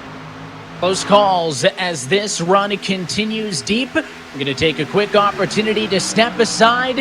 It is Ray Alfala out in front looking for a first win since late 2018. He's in front as they're doing their best to wreck behind. We're closing in on 60 laps to go from Atlanta on the iRacing eSports Network.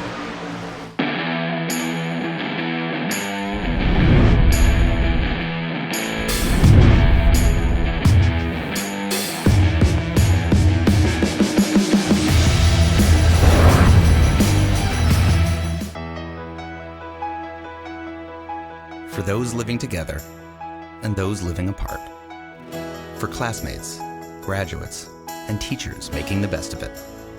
For the restaurants delivering to our doorsteps. For the frontline workers putting it on the line every single day. For this great nation determined to be stronger on the other side. Thanks to all of you, we'll be together again.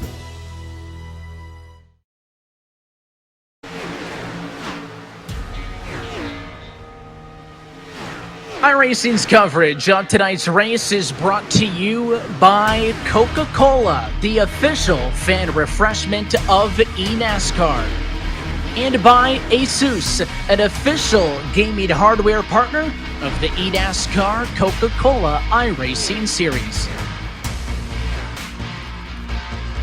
You can see overcast conditions on the back straightaway here at Atlanta. The sun shining on your race leaders in the race to turn number 1 as we are just a few laps away from maybe the final cycle of pit stops. Evan Pasoko, Tim Terry on the call with you tonight on the iRacing Esports Network and streaming live at eNASCAR.com. It is the 4-time series champion Ray Alfala working the biggest race lead of the night at about 1.7 seconds. Tim, who is looking for that fuel window to open.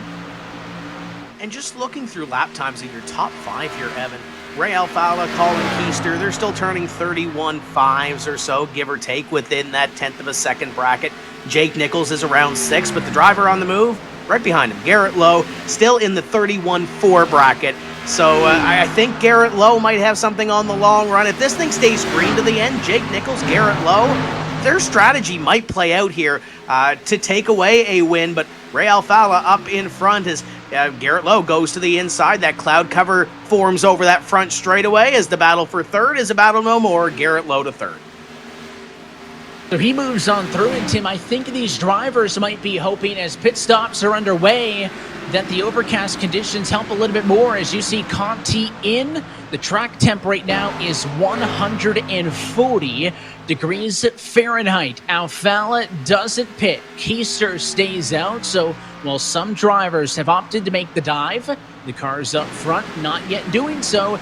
Typically with a big tire fall off, as you see the 10 to Bolton down to the pit lane, this is where you go for the undercut to make up a lot of time in bulk, but with not a ton of that, curious if Alfala doesn't have to respond, as immediately maybe at some other tracks where the cars behind him start to pit. Does he come in this time? No. Opts to stay out again, working lap 112. If I'm on the box with Ray Alfala and you see these guys coming down pit road, I'd almost be concerned about what Garrett Lowe and Jake Nichols do from positions number 3 and 4, as there comes the number 5 of Matt Busa down onto pit road. We just saw his teammate Ryan Louisa, by the way, go a lap down on that green flag run, so there's a note. He was involved in some carnage a little bit earlier on the front straightaway, so we'll see how that transpires as the two of Ray Alfala will stay out on the racetrack this time by, as will Colin Keister, and this battle for third will do so as well. So 55 laps to go. There goes Kerwin down onto pit road. There's that magic 54-55 number that we were talking about earlier. He comes in basically on the money halfway through, since, when they restarted and the end of the race, trying to make both runs on the sets of tires about as equal as possible. So that pit stop by Kerwin, it came from a top 5 car, the 66 Machida team, a little bit further back, is down to the pit lane. Colin Keister in from second, and he's too fast. Keister all kinds of out of shape, trying to get to pit road speed of 50 miles an hour, and I don't think he did it. If he did, it was awfully close to him as he locked it up, but he was nearly in the grass. That almost took out a couple of cars in turn 4 because that thing was sideways in the middle of 3 and 4 trying to get it wound down to pit speed, and then the issues happened after he came across that commitment line. Ray Alfala in the 2 car coming down pit road, Garrett Lowe in behind him as well, so your top 2 are making their way down to pit road. It hands the lead over to Michael Guerrilla in the 15. He'll lead lap number 115. So good opportunity for the driver who started in P6, Tim, and who's been admittedly quiet to get some TV time up front. Close call there. That was Leahy and Conti on fresh tires, unlapping themselves. Looks like we're waiting still at about the top 5 cars to come down to the pit lane. As you see Ray Alfala blend out, your race leader Guerrilla is in. And he is tight, nearly taking out the cone as well. I would have pinned Atlanta as one of the tougher pit lanes on the circuit, but everybody on the ragged edge tonight. And that'll hand the lead over to the Clint Boyer Racing number 79 of Brian Schoenberg. Didn't lead that lap right there, but I'm sure he'll stay out maybe one more lap and try to get that lap led. Evan, he is dead last in points. He's 40th in points. The veteran of this series has had a little bit of struggles this season trying to put together some setups underneath that number 79 car, but he has heart. He never quits. It's always great to see Brian Schoenberg. Always has a smile on his face. He's one of those drivers that you want to have around on your team. Great fit for Clint Boyer Racing. He will definitely lead this lap here and put his number at the top of the board. And Clint as well, another one of those big supporters of sim racing. Amongst his 2 drivers, Schoenberg and Cattell, the lowest in team points of the 20 teams, so they could use some positive news that may come here. And the fact that just Brian Schoenberg is running up front, he's hoping to catch a yellow to cycle through to the race lead in all of this. But because the order of pit stops, you can take a look left-hand side of your screen, last pit stop lap, your Delta leader on the cycle is Keegan Leahy running in position 5. You see Reynolds down pit road. That means just 3 cars still needing to pit: Schoenberg, Guest, and Gorlinski. But Keegan Leahy, when this all cycles through, is going to be the race leader. Right now, he is in 4th. And these guys are hoping for a caution. There's Michael Guest to the outside in the 33. He's had a good season so far, as Schoenberg is going to come to pit road ahead of these guys. John Gorlinski will assume the lead if he stays out on the racetrack. Guest is going to come in. John Gorlinski's going to stay out. He's won 2 times here before at Atlanta, he actually won't lead that lap because Keegan Leahy just made the move on John Gorlinski. So John was looking to lead a lap. It ain't going to happen. And as you see this play out, there is Leahy back to the top of the board. Tim, it'll be questioned, do you be one of those first cars to come down pit road? A disastrous green flag pit cycle for Ray Alfala, who had a sizable margin, is now 5 seconds off of new race leader Keegan Leahy and down in position 12. Talked about him wanting to snap a long drought. Hasn't been to victory lane since a championship race at Homestead in October of 2018. And with these recent developments, unlikely to happen tonight now inside of 50 to go. You look at those drivers that were battling up in front that had a great long run.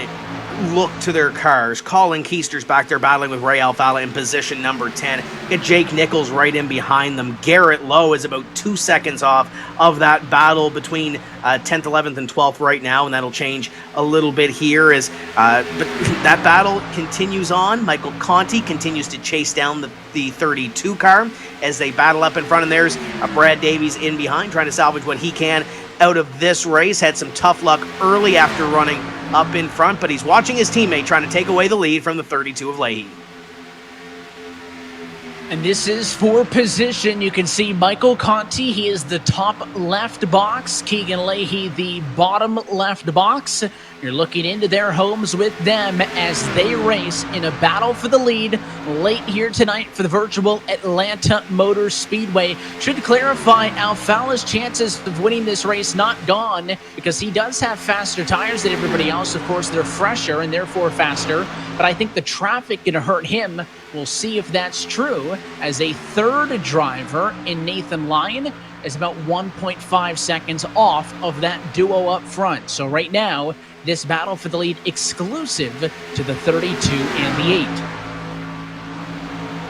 8. You mentioned those drivers that had a little bit of fresher tires, guys like Colin Keister, Ray Alfala. When they weren't in traffic, Evan, they were about a half second faster than this duo that is out front leading this pack.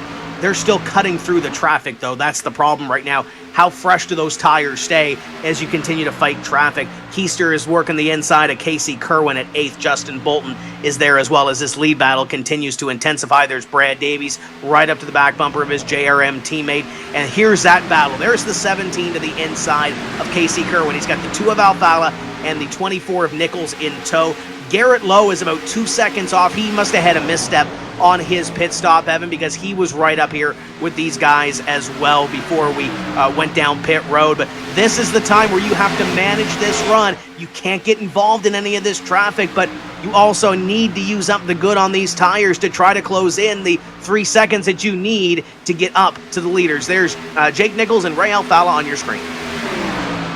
Nichols on the bottom, Alfala on the outside as they run nose to tail, trying to navigate this traffic. Of all these cars, Alfala has the freshest tires by 1 lap better than Keister.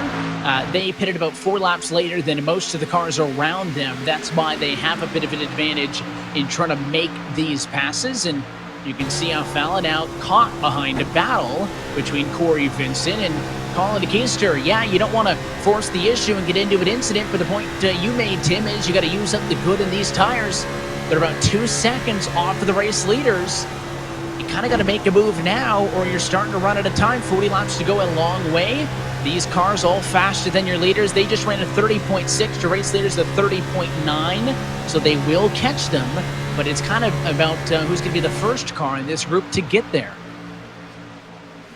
About the last 5 laps or so, Evan, even in traffic, they've still been about 3 to 4 tenths of a second quicker The other problem is, too, is if this thing plays out green, as Alfala now goes to the inside of Colin Keister, when do you make the move on your drivers that are coming through the field? It looks like Logan Clampitt going to be used as a pick here. Colin Keister goes up high, little bobble out of the 17. Nice little save coming off of corner number 4. It's going to keep Ray Alfala behind him, but I think if this race goes green, we saw how strong Jake Nichols was. Jake's been caught up in traffic a little bit here, gets by Dylan Duval and is still there. If this race goes green to the end, I think Jake Nichols might have the fastest race car along with Garrett Lowe, but you see Garrett Lowe at the end of your screen there. He's got some more work to do. And Nichols now snaking to the outside of Logan Clampitt. Clampitt was one of the earliest drivers, in fact, to come down to the pit lane, basically to kick off this pit cycle. That's how we got the immediate track position. But again, his tire's a little bit older and slower. Gets passed by all these cars. Now it's Nathan Lyon, slow on the outside in third. He gets passed up. Now a battle between Alfala and Keister. Going to be for that P3 spot, and on the bottom there he is up the road, the white and red VRS Chevy. Alfala is up to third, so maybe I counted about Tim too early with the traffic, thinking that that race win may not be coming today. He did a very good job of getting through traffic while keeping the bite in his tires, and he now has basically unobstructed racetrack to catch first and second about 1.2 seconds up the road. Intrigued to see here what Ray Alfala and Colin Keister turned for lap times, because they were about 8s the last time by, and the leaders were about 8s, but they were also fighting a little bit of traffic. They come by this time. Keegan Leahy turns a 9. Conti turns just under a 9, and Ray Alfala and Colin Keister are in the 7s and the 5s, so they definitely still have some good left in those tires. The battle for the lead rages on, but it's only 2 cars right now. We're going to be joined by about, I think, 3 more here as we continue this run, because Jake Nichols has also cleared that traffic trying to close in on Keister and Ray Alfala, but it looks like Ray Alfala has almost found another gear. He's pulled away from Keister, and Michael Conti knows it's go time. He goes to the inside of the 32. Well, they are both hunted by the 2 car. This is the battle for the race lead. At a lap 133, Michael Conti takes it away from Keegan Leahy. He puts that number 8 Junior Motorsports Camaro to the top of the board. You're on the board, though, with Ray Alfala around lap traffic in Brad Davies. The next 2 cars up the road is now second-placed runner Leahy and race leader Mike Conti, and with 34 laps to go this time by, I think Ray Alfala sitting really good. As long as he doesn't use it up, we still got 34 laps to go, Evan. There's still a long ways to go. Yes, he can get up here in the next 5-10 laps and make the move on Michael Conti, but you still got 25 laps to go after that to try to manage your stuff. Here's the Ray Alfala onboard down into corner number 3. You can see as he manages the gap there, as he talks to his crew chief, maybe his spotter a little bit, the virtual racing school team, the slip angle team as well. I'm sure talking Ray through this and trying to get numbers, trying to get that margin, and trying to get some lap times as well, but he is definitely there on this battle for the lead. And you can see maybe a small opportunity on the straightaways to kind of take a deep breath, stretch things out, and get back after it, because here we go at a 3-way fight for the race lead. Conti has pulled on Leahy just a little bit, so Alfala's going to make the move on him first, as here's the battle for 4th behind. Keister and Nichols fighting. They need to negotiate this quickly because they're about a second behind the battle for the race lead if they want to join the party. Further up the road, though, Alfala, half a car length off of the back bumper of Leahy. Doesn't go for the move now, but it feels like it's imminent. Little bobble from Leahy. He's going to try to open the door for Ray Alfala as he goes to the inside. Battle for position number 2, and Ray Alfala's got that inside line as the 8 of Michael Conti leads. He looks out and now sees that big VRS closing in. The Chevrolet closing in to Michael Conti's WR1 Sim chassis number 8. As we run down the back straightaway, those other 2 that Jim mentioned, I'm kind of interested in what the strategy is going to be with Jake Nichols back there sitting in position number 5. Do you make the move on Colin Keister now, or do you try to wait until you catch Michael Conti? Oh, by the way, if Ray moves by Michael Conti, Ray's going to try to pull away and gap as much as he can. 30 laps to go on an eNASCAR Friday night. Let's take in the sights and sounds of Atlanta Motor Speedway as here comes Ray Alfalla to the inside of Michael Conti, going for the race lead at lap 138, and the 2 car has got it.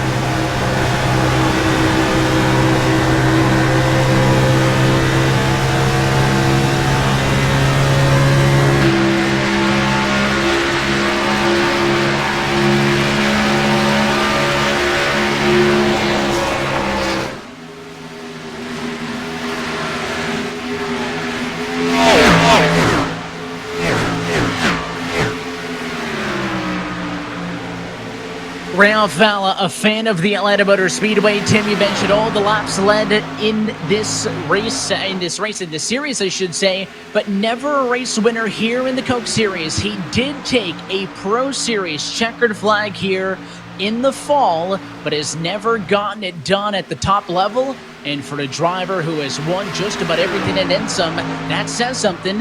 But Keegan Leahy going to do his best to shut the 2 out. As we took a look there with all the onboards, Leahy passed Conti back for second, and the difference between 1-2 is about 3 car lengths. We got the 17 of Colin Keister, the 24 of Jake Nichols. Good on the long run. Michael Conti failing a little bit on this longer run, falling back into the clutches of the Fastenal Ford and the Mode Motorsports entry of the 24 of Nichols. They continue to battle for that spot. Jake looks really good, or looked really good in the long run. If this goes green to the end, I think he might have a shot. It's just a matter of how far Ray Alfalla and Keegan Leahy are out ahead. I think Keegan saved a little bit on that run, but the monkey that's on Ray Alfalla's back, it's not a monkey, it's a gorilla. It's been huge for the last year or so, trying to shake that off. As you look at the 24 of Jake Nichols, currently in position number 5, looking up at the top 4. And all these drivers up here at the top 5, well, they've got almost all of them with the onboard cameras. That was Jake Nichols in 5th. Further up the road, Michael Conti. There's the onboard look with the Junior Motorsports driver. He sits in 3rd. Next on the list, 2nd place driver Keegan Leahy for Denny Hamlin Racing. He is trying to chase him down, but Ray Alfalla pulling away behind the wheel of the number 2 Chevy, who is once again one of our on-board drivers. There's a look off the back of his VRS Camaro, an advantage up front now that has grown to 0.5 of a second. So we've got all the angles covered in the battle for the top 5. And in these last couple laps, it's almost like with 25 laps to go, Chris Henyon came on the radio and told Ray Alfalla, okay, give me a little bit more.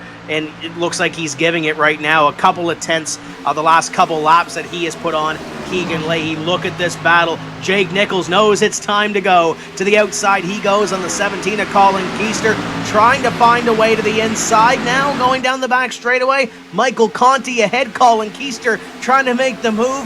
Who blinks first? You would think that the 17's got the preferred lane on the bottom. Further down the running order, a driver that we haven't talked a lot about tonight is Ryan Louisa. 2 laps down, 34th position. Again, a 3-time race winner this year, all in continuation back to back, but has had a rough 2 weeks, and that continues here tonight at Atlanta. Not the showing he wanted.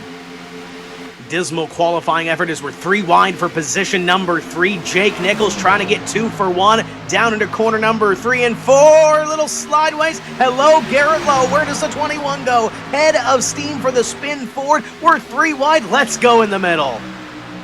Going to be a flying V formation in the race down to turn number 1. The 24 of Nichols on the bottom can't make it stick, and the 17 of Keister wins out for the moment. Here comes Garrett Lowe, though. Look to the middle. High side on the 24. Now to the inside of the 17 car. And on the move, Garrett Lowe going to kind of rifle his way through. And he goes to P3, trying to clear Keister. He's doing a good job of hanging tough on the outside. Garrett Lowe trying to get enough steam to the inside to pick up that position. I believe he will off of corner number 2. And now Jake Nichols tries to flash that nose to the inside of the 17 of Colin Keister. Keister back on the attack on the 21 of Garrett Lowe. Now about 2 seconds behind Ray Alfala. That was about the gap that they had coming off of pit road on that green flag exchange of pit stops between Garrett Lowe and Ray Alfala. But now Garrett Lowe has kind of dug deep here in these last couple laps. Still 2 seconds. We'll see what he has over the next 17 laps. Evan, if this thing stays green, he needs to pull about a 10th or so, little more than a lap to get up to Ray Alfala as you ride on board with Jake Nichols. Takes that little peek to the inside down the back straightaway. You thought that maybe Nichols was going to be the first driver, as that is a big slide by Keister. Nichols into the outside wall. He catches it, and a pair of great saves in the top 10 keeps this race green. Nichols saw Keister bobble, stepped it up the hill, and got a little bit of the fence, so he stays P5 for the moment, trying to chase him down. As, interestingly enough, Tim, a majority of the cars up front did not start here. Only 3 cars right now in your top 10 actually started in the top 10. So we're going to take another look at Jake Nichols. You're going to see him live wheeling this race car to the left-hand side. This is the replay in the right-hand box, and just gets a little too much at a corner number 4. Gets that run, Keister sideways and into the wall, trying to react, trying to be on the offense, and just got a little too much. And now he can't look behind him because Kane Cook in the 55 is coming. We saw this on that first green flag run that we had. Evanson drivers coming towards the front, and Kane Cook to the inside. That was a late move on the 24 as they'll dance for that position. The 24 tried to go down to the inside, but Kane Cook had just gotten the nose to the inside. Next time by, 13 laps to go from Atlanta on a very long green flag run. Kane Cook does complete the pass on Nichols to take over the top 5 position, Tim, and an extremely impressive run for the driver of that 55 Ford machine, of course, representing the Renegades. He's had some good speed here this season. Evan just hasn't been able to close the deal. He's had some bad luck bite him as well, and now trying to battle for position number 4. Just behind him, Nathan Lyon to the inside of the 24 of Jake Nichols. I think that little bit of damage that he might have gotten from the wall is starting to affect that Motorsports number 24. Casey Kerwin closing in on that inside as well. Chris Shearburn coming towards the front of the field, started dead last in the top 10 now. And there's Garrett Lowe. He made the move on Keegan Leahy. That was the only thing that was kind of puzzling me. If Garrett Lowe's going to catch Ray Alfala, he also has to pass Keegan Leahy. The problem is that Ray Alfala is still just under 2 seconds ahead of Garrett Lowe. There's 12 laps to go. Garrett Lowe needs a 10th and change to catch Ray Alfala. Ray Alfala pretty much has to fall off the cliff tire-wise and lose a bunch of time here. If he can continue what he's doing, Ray Alfala is going to go to victory lane tonight. And the fastest car on track that last lap as well, to the 2 car of Ray Alfala. Low, though, a little bit better that time. Again, his lap prior probably hindered by the fact that he did have to navigate and complete the pass on Leahy, but it was nowhere near that 10th and change that he needs to catch the 2 car. It looks like Ray Alfala in a position where if he keeps the car underneath him, is in a very good spot, but there's a lot of cars in the pack that are still in battles, and if I'm the guy up at the very front, I would be concerned about. Here's Chris Shearburn. A quiet night, Tim. Started 40th in his Letarte Esports Chevy. He is driven all the way up to position 8. He is your biggest mover.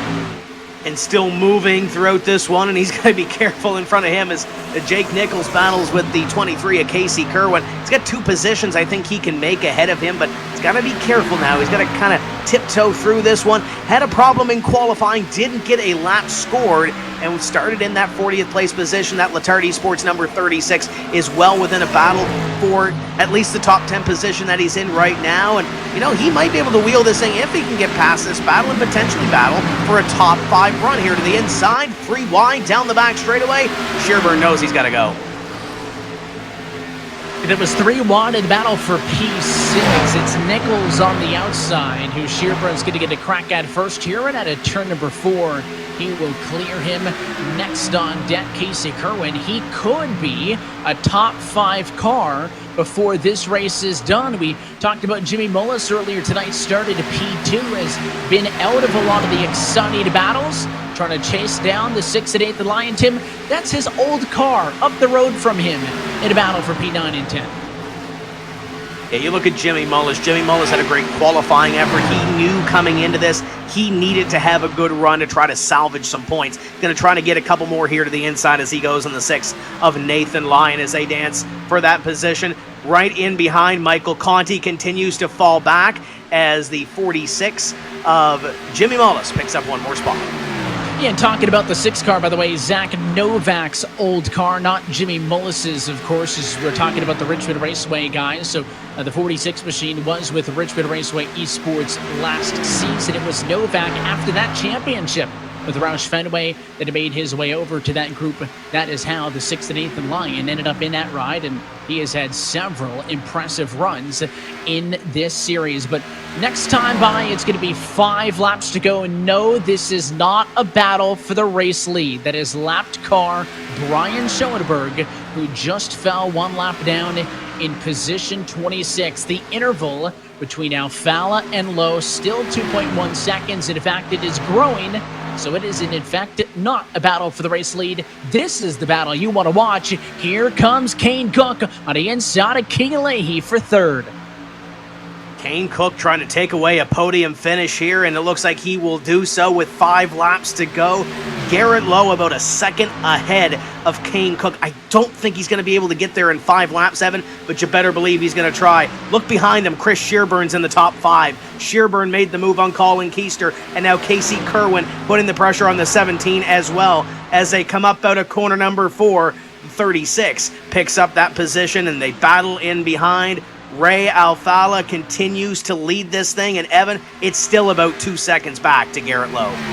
Yeah, Shearburn also making a move to get into the top 5, so he does hit that mark. We just saw Cook go to 3rd, so a handful of drivers may be getting their final 1 or 2 spots, but this may be a very long 4.5 miles for Ray Alfala. This time by 3 laps to go. We know he's one of the best, Tim. Again, he did not make that top 20, was relegated to the Pro Series of the offseason, dominated in those Xfinity Series cars, multiple wins, Series championship to get himself back here. But if he can close this one out, a win a long time coming, and not a sentence that you say a lot in reference to the 2. Yeah, this is going to be a popular win if he can hold on to this one as Casey Kerwin goes to the inside of the 17 car down into corner number 4. You can see he's on the inside of the 17 to Keister, so this is going to be for 6th and 7th position. Maybe one of the final top spots to go. Kerwin should have the preferred lane on the bottom, but Keister going to try to use that run on the outside to get himself back into contention. As a big milestone coming, Ray Alfalla looking for the white flag. He wants this race to be official. The monkey on his back, Evan, has been a gorilla. He'll come to the white flag this time. Final lap for the VRS number 2. Evan, this is going to be a popular win if he can hold on to it. He's been involved in this series since 2010. He has struggled and now looking to finally take a checkered flag back, and would be his first win of Atlanta if he could do so. A race winner every single year in this championship, with the exception of 2019, came into tonight with a career-long 25-race winless drought, but it ends today at Atlanta. Ray Alfalla gets the job done, 2020 winner at Atlanta Motor Speedway. Welcome back, Ray Alfalla, to the top of the board. Garrett Lowe in second. Had a great run. It seemed like he had the pit strategy figured out, but he just lost that little momentum at the end. Kane Cook, Chris Shearburn to fourth, and Keegan Leahy comes home in fifth. What a run to the end. And I think that pit cycle made it so enthralling to see the drivers who short pitted get that immediate track position. Not just Alfalla, but Lowe, Cook, and others work through the field on the fresher tires. But as he celebrates on the front straightaway, this winning moment is brought to you by Coca-Cola, the official refreshment of eNASCAR. And the 4-time series champion snaps that winless drought and takes home a series best career win number 25. And he is the first former champion of this series to win at the Atlanta Motor Speedway. He's a mailman for the United States Postal Service. He definitely hauled the mail today in a Polish victory lap, saluting the fans here at the Atlanta Motor Speedway. VRS is back in victory lane, and it's with the 2 of Ray Alfalla. Let's take a look at tonight's full race results for round number 8 of 2020. You can see the final margin of victory just a sliver under 2 seconds. To Garrett Lowe, you got Kane Cook, Chris Shearburn, Keegan Leahy inside your top 5. And a couple of passes late, Keister stays in front of Kerwin for 6th and 7th. It is Jake Nichols, Jimmy Mullis, and Nathan Lyon, your top. And you look at the second page, Michael Conti, Justin Bolton, Dylan Duvall to Stuart Haas Gaming teammates in 12th and 14th place. Burton Kligerman Esports on this page as well, with Logan Clampett and Ashton Crowder both in the top 20. Phil Diaz gets a top 20 finish, and Bob Bryant finishes in P20. And continue it on down through, you'll see the split line between drivers who finished on the lead lap and not. So Schoenberg ended up being the last driver lapped. Cattell, Busatti, and Novak Zelensky on the lead lap. Behind the 79, you got Michael Guest, Blake Reynolds, John Gorlinski, and Brad Davis still running at the end of this one. And completing your field in this round number 8, Michael Guerrilla had a good run early, trying to stay out, get some pit strategy, finishes 31st. McCullum and Smith 1 lap down. Ryan Louisa 2 back. Christian Chalner in 35th. And then the other drivers that had some bad luck tonight, Jeremy Allen, Santi Tierrez, Malik Ray, Graham Bolin, and Steve Sheehan. Now or never. Look top to bottom at your full race results here tonight for the virtual Atlanta Motor Speedway, where it is Ray Alfalla back in victory lane once more, as we have now reached the halfway point of the regular season. Tim, 8 down, 8 to go. Going to try to chat with your top finishers here in just a moment, but we now head off into an all-star break with our first real opportunity to pause and reflect on what's happened so far.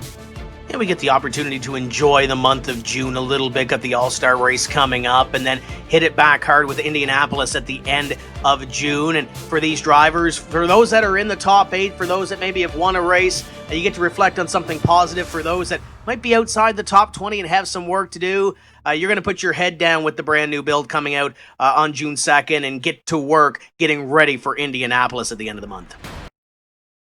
In a very different race, of course, when we head to the Brickyard compared to tonight's action from Atlanta as well. A lot of unique racetracks, Tim. We talk about back-to-back intermediates here. We're not going to see another intermediate racetrack till the right before the playoffs, in fact, at Las Vegas Motor Speedway. You got Indy, New Hampshire, Michigan, Watkins Glen, Daytona, and Darlington all before we return to one of these cookie cutter intermediate racetracks. It is going to challenge the drivers, and maybe those unique circuits as well may give some drivers opportunities to get a lot of points if they're a fan of them.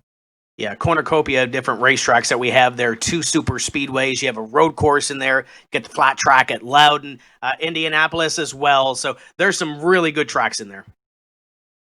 And let's talk with your top finishers. Tim, I believe you are caught up with the driver of the 21 machine. It's a P2 tonight for Garrett Lowe. Well, Garrett, we get to do this again. Lower your camera a little bit. I know you don't want to finish second here every week, but finishing in position number 2, what else did you need to get up to Ray at the end?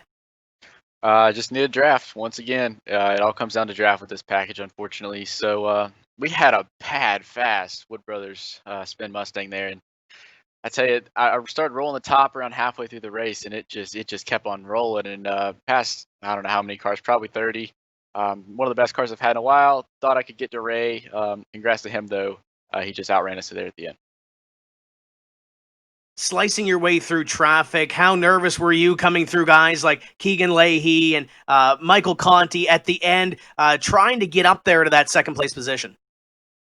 Not too nervous. I kind of knew what pace I needed to run to be able to catch him. What I didn't know was how fast he was going to be able to clear traffic as well. So that kind of bit us. He had a big lead going into pit stop, so that definitely helped him out a little bit. Unfortunately, it's just working through traffic. You never know what you're going to get. So it's kind of a lottery. Unfortunately, we didn't catch it right. But we were close at the end somewhat, and I think we still had the fastest car at the end. So that's something to build on for sure. Halfway through the regular season, got a little bit of a break here now. What do you do in June to try to bridge that gap till our next points race at Indianapolis? Definitely take a week or 2 off. This last couple weeks have been quite a grind. Just the whole spring stretch usually is. So take a break, come back maybe in 2 weeks and just start working on Indianapolis and maybe some tracks there forward. I know the summer is a little bit easier as far as time management. So we'll see what happens. I think Indy will be a good race. It's historically not one of my best, but I've only been there once. So we'll see what happens. Hopefully it'll be just as good of a car as we had tonight. Well, congratulations. Garrett Lowe comes home in position number 2. And Evan, I'm excited for this one. The 2 back in victory lane, Ray Alfala. And it is career win number 25 for the driver of the number 2 machine. It happens tonight from Atlanta Motor Speedway. Ray, I know that you're not accustomed to going for these long streaks without wins. No trip to victory lane last season, and tonight you get the monkey off the back with a very impressive performance. Congratulations. Thank you. I guess I'm not washed up anymore. That was what an effort. Everybody on Slip Angle and Legacy, getting the VRS Camaro finally up front. We've had a lot of good runs this season, and we always just kind of make a mistake here or there strategy-wise. Charlotte, we had a really good car, and we made a mistake on lap 8 yellow and went green the rest of the way. So everybody put in a lot of hard work this week, especially Eric Smith. I feel really bad about what happened to him. He said, Ray, we have a winning car, so go win it. So, man, it's been a long time. So, glad to talk to you guys. Of course, you had won in every series or every season in this series up until last year. But, the last time you were in victory lane, it came with the championship in 2018. So I apologize when there's only one trophy for you tonight. But, just tell us about maybe the learning process that these last 2 years have been and kind of the challenges that came with that and what you had to overcome going through last season, funny to back into this championship to return to victory lane. I guess it goes to show that even if you're a 4-time champion, that next win is never guaranteed. Yeah, well, pretty much every time I win, I think it's going to be my last one, and so last year and a half, I was saying, well, I went out on top, Homestead Championship. I don't know if I'll ever win again. So, and it's not that it's not that I lack confidence. It's just that I always, have that sense of urgency. I never just think I'm going to win forever. So, I'm trying to win every week, and I'm still the driver I've always been, in my opinion. It's just, the car's difficult to set up. There's a lot to change on the setups, and really I just won the race so I could get an interview because I want the setups to be simpler, and we've had some discussions I've been pitching for fixed setup for so long, so it's ironic that we get the win on the open setups, but No, just a little bit of trolling there. It's just, it's fun, obviously, when you have a good car. It's fun when you have a good car, not so much fun when you don't have a good car. Today, we avoided a lot of stuff. We had like 3 almost crashes right in front of us, like running inside the top 10. Normally you get to the top 10 and you think, well, I'm pretty safe. But tonight, we just dodged a few bullets, and that's all it takes. And there's a lot of fast cars that got involved in stuff. And, but holy cow, we're back in victory lane. And you reach the middle portion of this regular season now as a playoff bubble driver. Going to be right there on the cusp of a top 8 spot. 8 down, 8 to go, and about a month until we dish out some more points. What's the debrief going to be like? Tim Terry was just chatting with Garrett Lowe, said he's going to be taking about a week off. Can you maybe relax a little bit more with this win before we get back to it, headed to the Brickyard? Sure. I mean, we have like a month off now, and new build next week. I think we're getting new damage models, so this time when I wreck, it'll look prettier. So, but I'm really looking forward to the 1987 Cup car. I actually haven't even driven North Wilkesboro yet, so I figured I'll wait for the 87 car to come out and I'll try that. But I don't know. I'm just kind of beside myself right now. We've had so much potential, and for the past year and a half, just something always goes wrong. So really happy to get VRS in victory lane, slip angle in victory lane, and and up next is my favorite track, Indy. We're looking forward to that one, Ray. We appreciate the time here tonight. Congratulations on the win, and welcome back to victory lane in the eNASCAR Coca-Cola iRacing Series. And Tim, you heard it right there from Ray. Happy to be back at victory lane, and some good insight there onto what the last year and change has been for him, just getting back to this point. Again, win number 25 on his career puts him that much further ahead of the next closest driver, as this series is most winning and most successful driver, the 25-time race winner and 4-time champ. And what a difference a year makes. We were talking about Ray Alfala last year, fighting for relegation, trying to get into the top 20 in this series and missed out. And now it's on the opposite end. You mentioned fighting for a playoff position. Ray Alfala has fought back. He doesn't have quit in his vocabulary, Evan. It's really great to see him back here in victory lane. For those that have been with this series since 2010 and have those drivers and pull for those drivers, it's great to see Ray back here in victory lane. And you know what? I don't think this is the last time we're going to see him win in 2020. And you heard him talk about some new things in the new iRacing build. Basically, quarterly throughout the year, iRacing brings a lot of new content to the service. That includes 1987 NASCAR Cup cars. We got a sneak peek of those of the Pro Invitational finale at North Wilkesboro on Fox a couple of weeks back. But Tim, something else he mentioned is a new damage model that has been kind of tested out over the last few months with the Arca Menard series styled cars on the service, is coming to these Cup cars. So that will be a change that these drivers are going to have to get used to when it comes to repairing damage, not just how it actually affects the car, but visually it will look different for us when we watch these races, when cars are involved in incidents. And, those two things are just a tiny fraction of what's coming to the service on June 2nd. I'm excited for tire set limits from a short track perspective.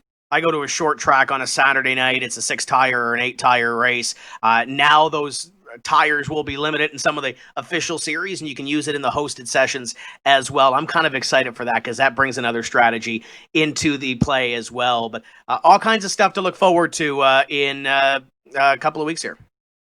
See if we can give it Tyler Hudson as well to make that happen over here on the Coke side of things. As we get set to wrap it up, though, here tonight, let's take a look at tonight's Coca-Cola move of the race. And we talked about that long green flag stretch, the run to the end. Well, here was Ray Alfala sandwiched in between Mike Conti and Keegan Leahy, making the pass on the 8. That would be for the win. Ray Alfala, Michael Conti, they know each other like the back of their hand. Ray Alfala knew that he had to make the move because Colin Keister and Jake Nichols were running in behind and had long run mentality as well as Ray Alfala. Alfala goes to the inside and makes it look easy, puts the virtual racing school back in victory lane, puts the deuce back in victory lane, and comes out a winner. A footnote on this one as well, Kane Cook finished in third, tried to hook up with him, Evan, but finished or was 38th in points coming in to this evening's racing action, just like Dylan Duval was a couple of weeks ago at Dover. Gets that third place finish and is going to give him a little bit of momentum going in to that All-Star break to see what he can do to dig out of the deep hole that he's had the first 7 races. And if you haven't entered yet, it is not too late to enter tonight's ASUS Round 8 giveaway. An opportunity to win a 1-year iRacing membership along with ASUS ROG products, including a keyboard, a mouse, and a headset. You have to follow them on Twitter. Go to their handle at ASUS_ROGNA. Look for the tweet, click on the giveaway link, and sign up with an opportunity to win that. Headed out of this one is the drivers on track look to win the championship. Tim, I don't know how many times we've said it already. 8 down, 8 to go. It just works out nice and easy. I like numbers. The All-Star race is next. It'll be a non-points exhibition, but over a month until we get to Indianapolis for the next points race. It'll be Tuesday, June the 30th here on the iRacing Esports Network at eNASCAR.com/live. But really what I wanted to mention, look at all the tracks after Indy. Like I said, up to Vegas, there is not a lot. Cookie cutter racetracks, there is quite a wide array. There is. You look at Watkins Glen on August 11th. We got 2 super speedways in Daytona and Talladega. You talk about Talladega being a super speedway to end off the regular season. Las Vegas has produced some different winners as well. New Hampshire, Loudon, my home racetrack when it comes to this series. I can't wait to see that one play out as well. But Indianapolis is one of those crown jewel races, and Ray Alfala tends to run good there as well. We might see another back-to-back, but gonna have to wait a month to see it. And until we head to Indianapolis, that'll do it here for us tonight from Atlanta. On behalf of our entire team, the folks over at NASCAR and eNASCAR, for the team at iRacing, and for your entire broadcast crew tonight. For the folks downstairs, Tim Burns, Johnson Prince, Jay Kennedy, James Pike, Alex Horde, along with Cisco Scaramuza and our producer Drew Adamson, and for your broadcast team upstairs. For Tim Terry and myself, Evan Pasoko, I want to thank you for tuning in and welcome Ray Alfala back into victory lane, snapping a 25-race drought. It's the mid-season break. We'll be back next for round 9 for the Indianapolis Motor Speedway. That race on June 30th going to be found exclusively, as always, right here on the iRacing Esports Network and streaming live at eNASCAR.com. Until next time, good night from Hotlanta, where 4-time is once again a winner in the eNASCAR Coca-Cola iRacing Series.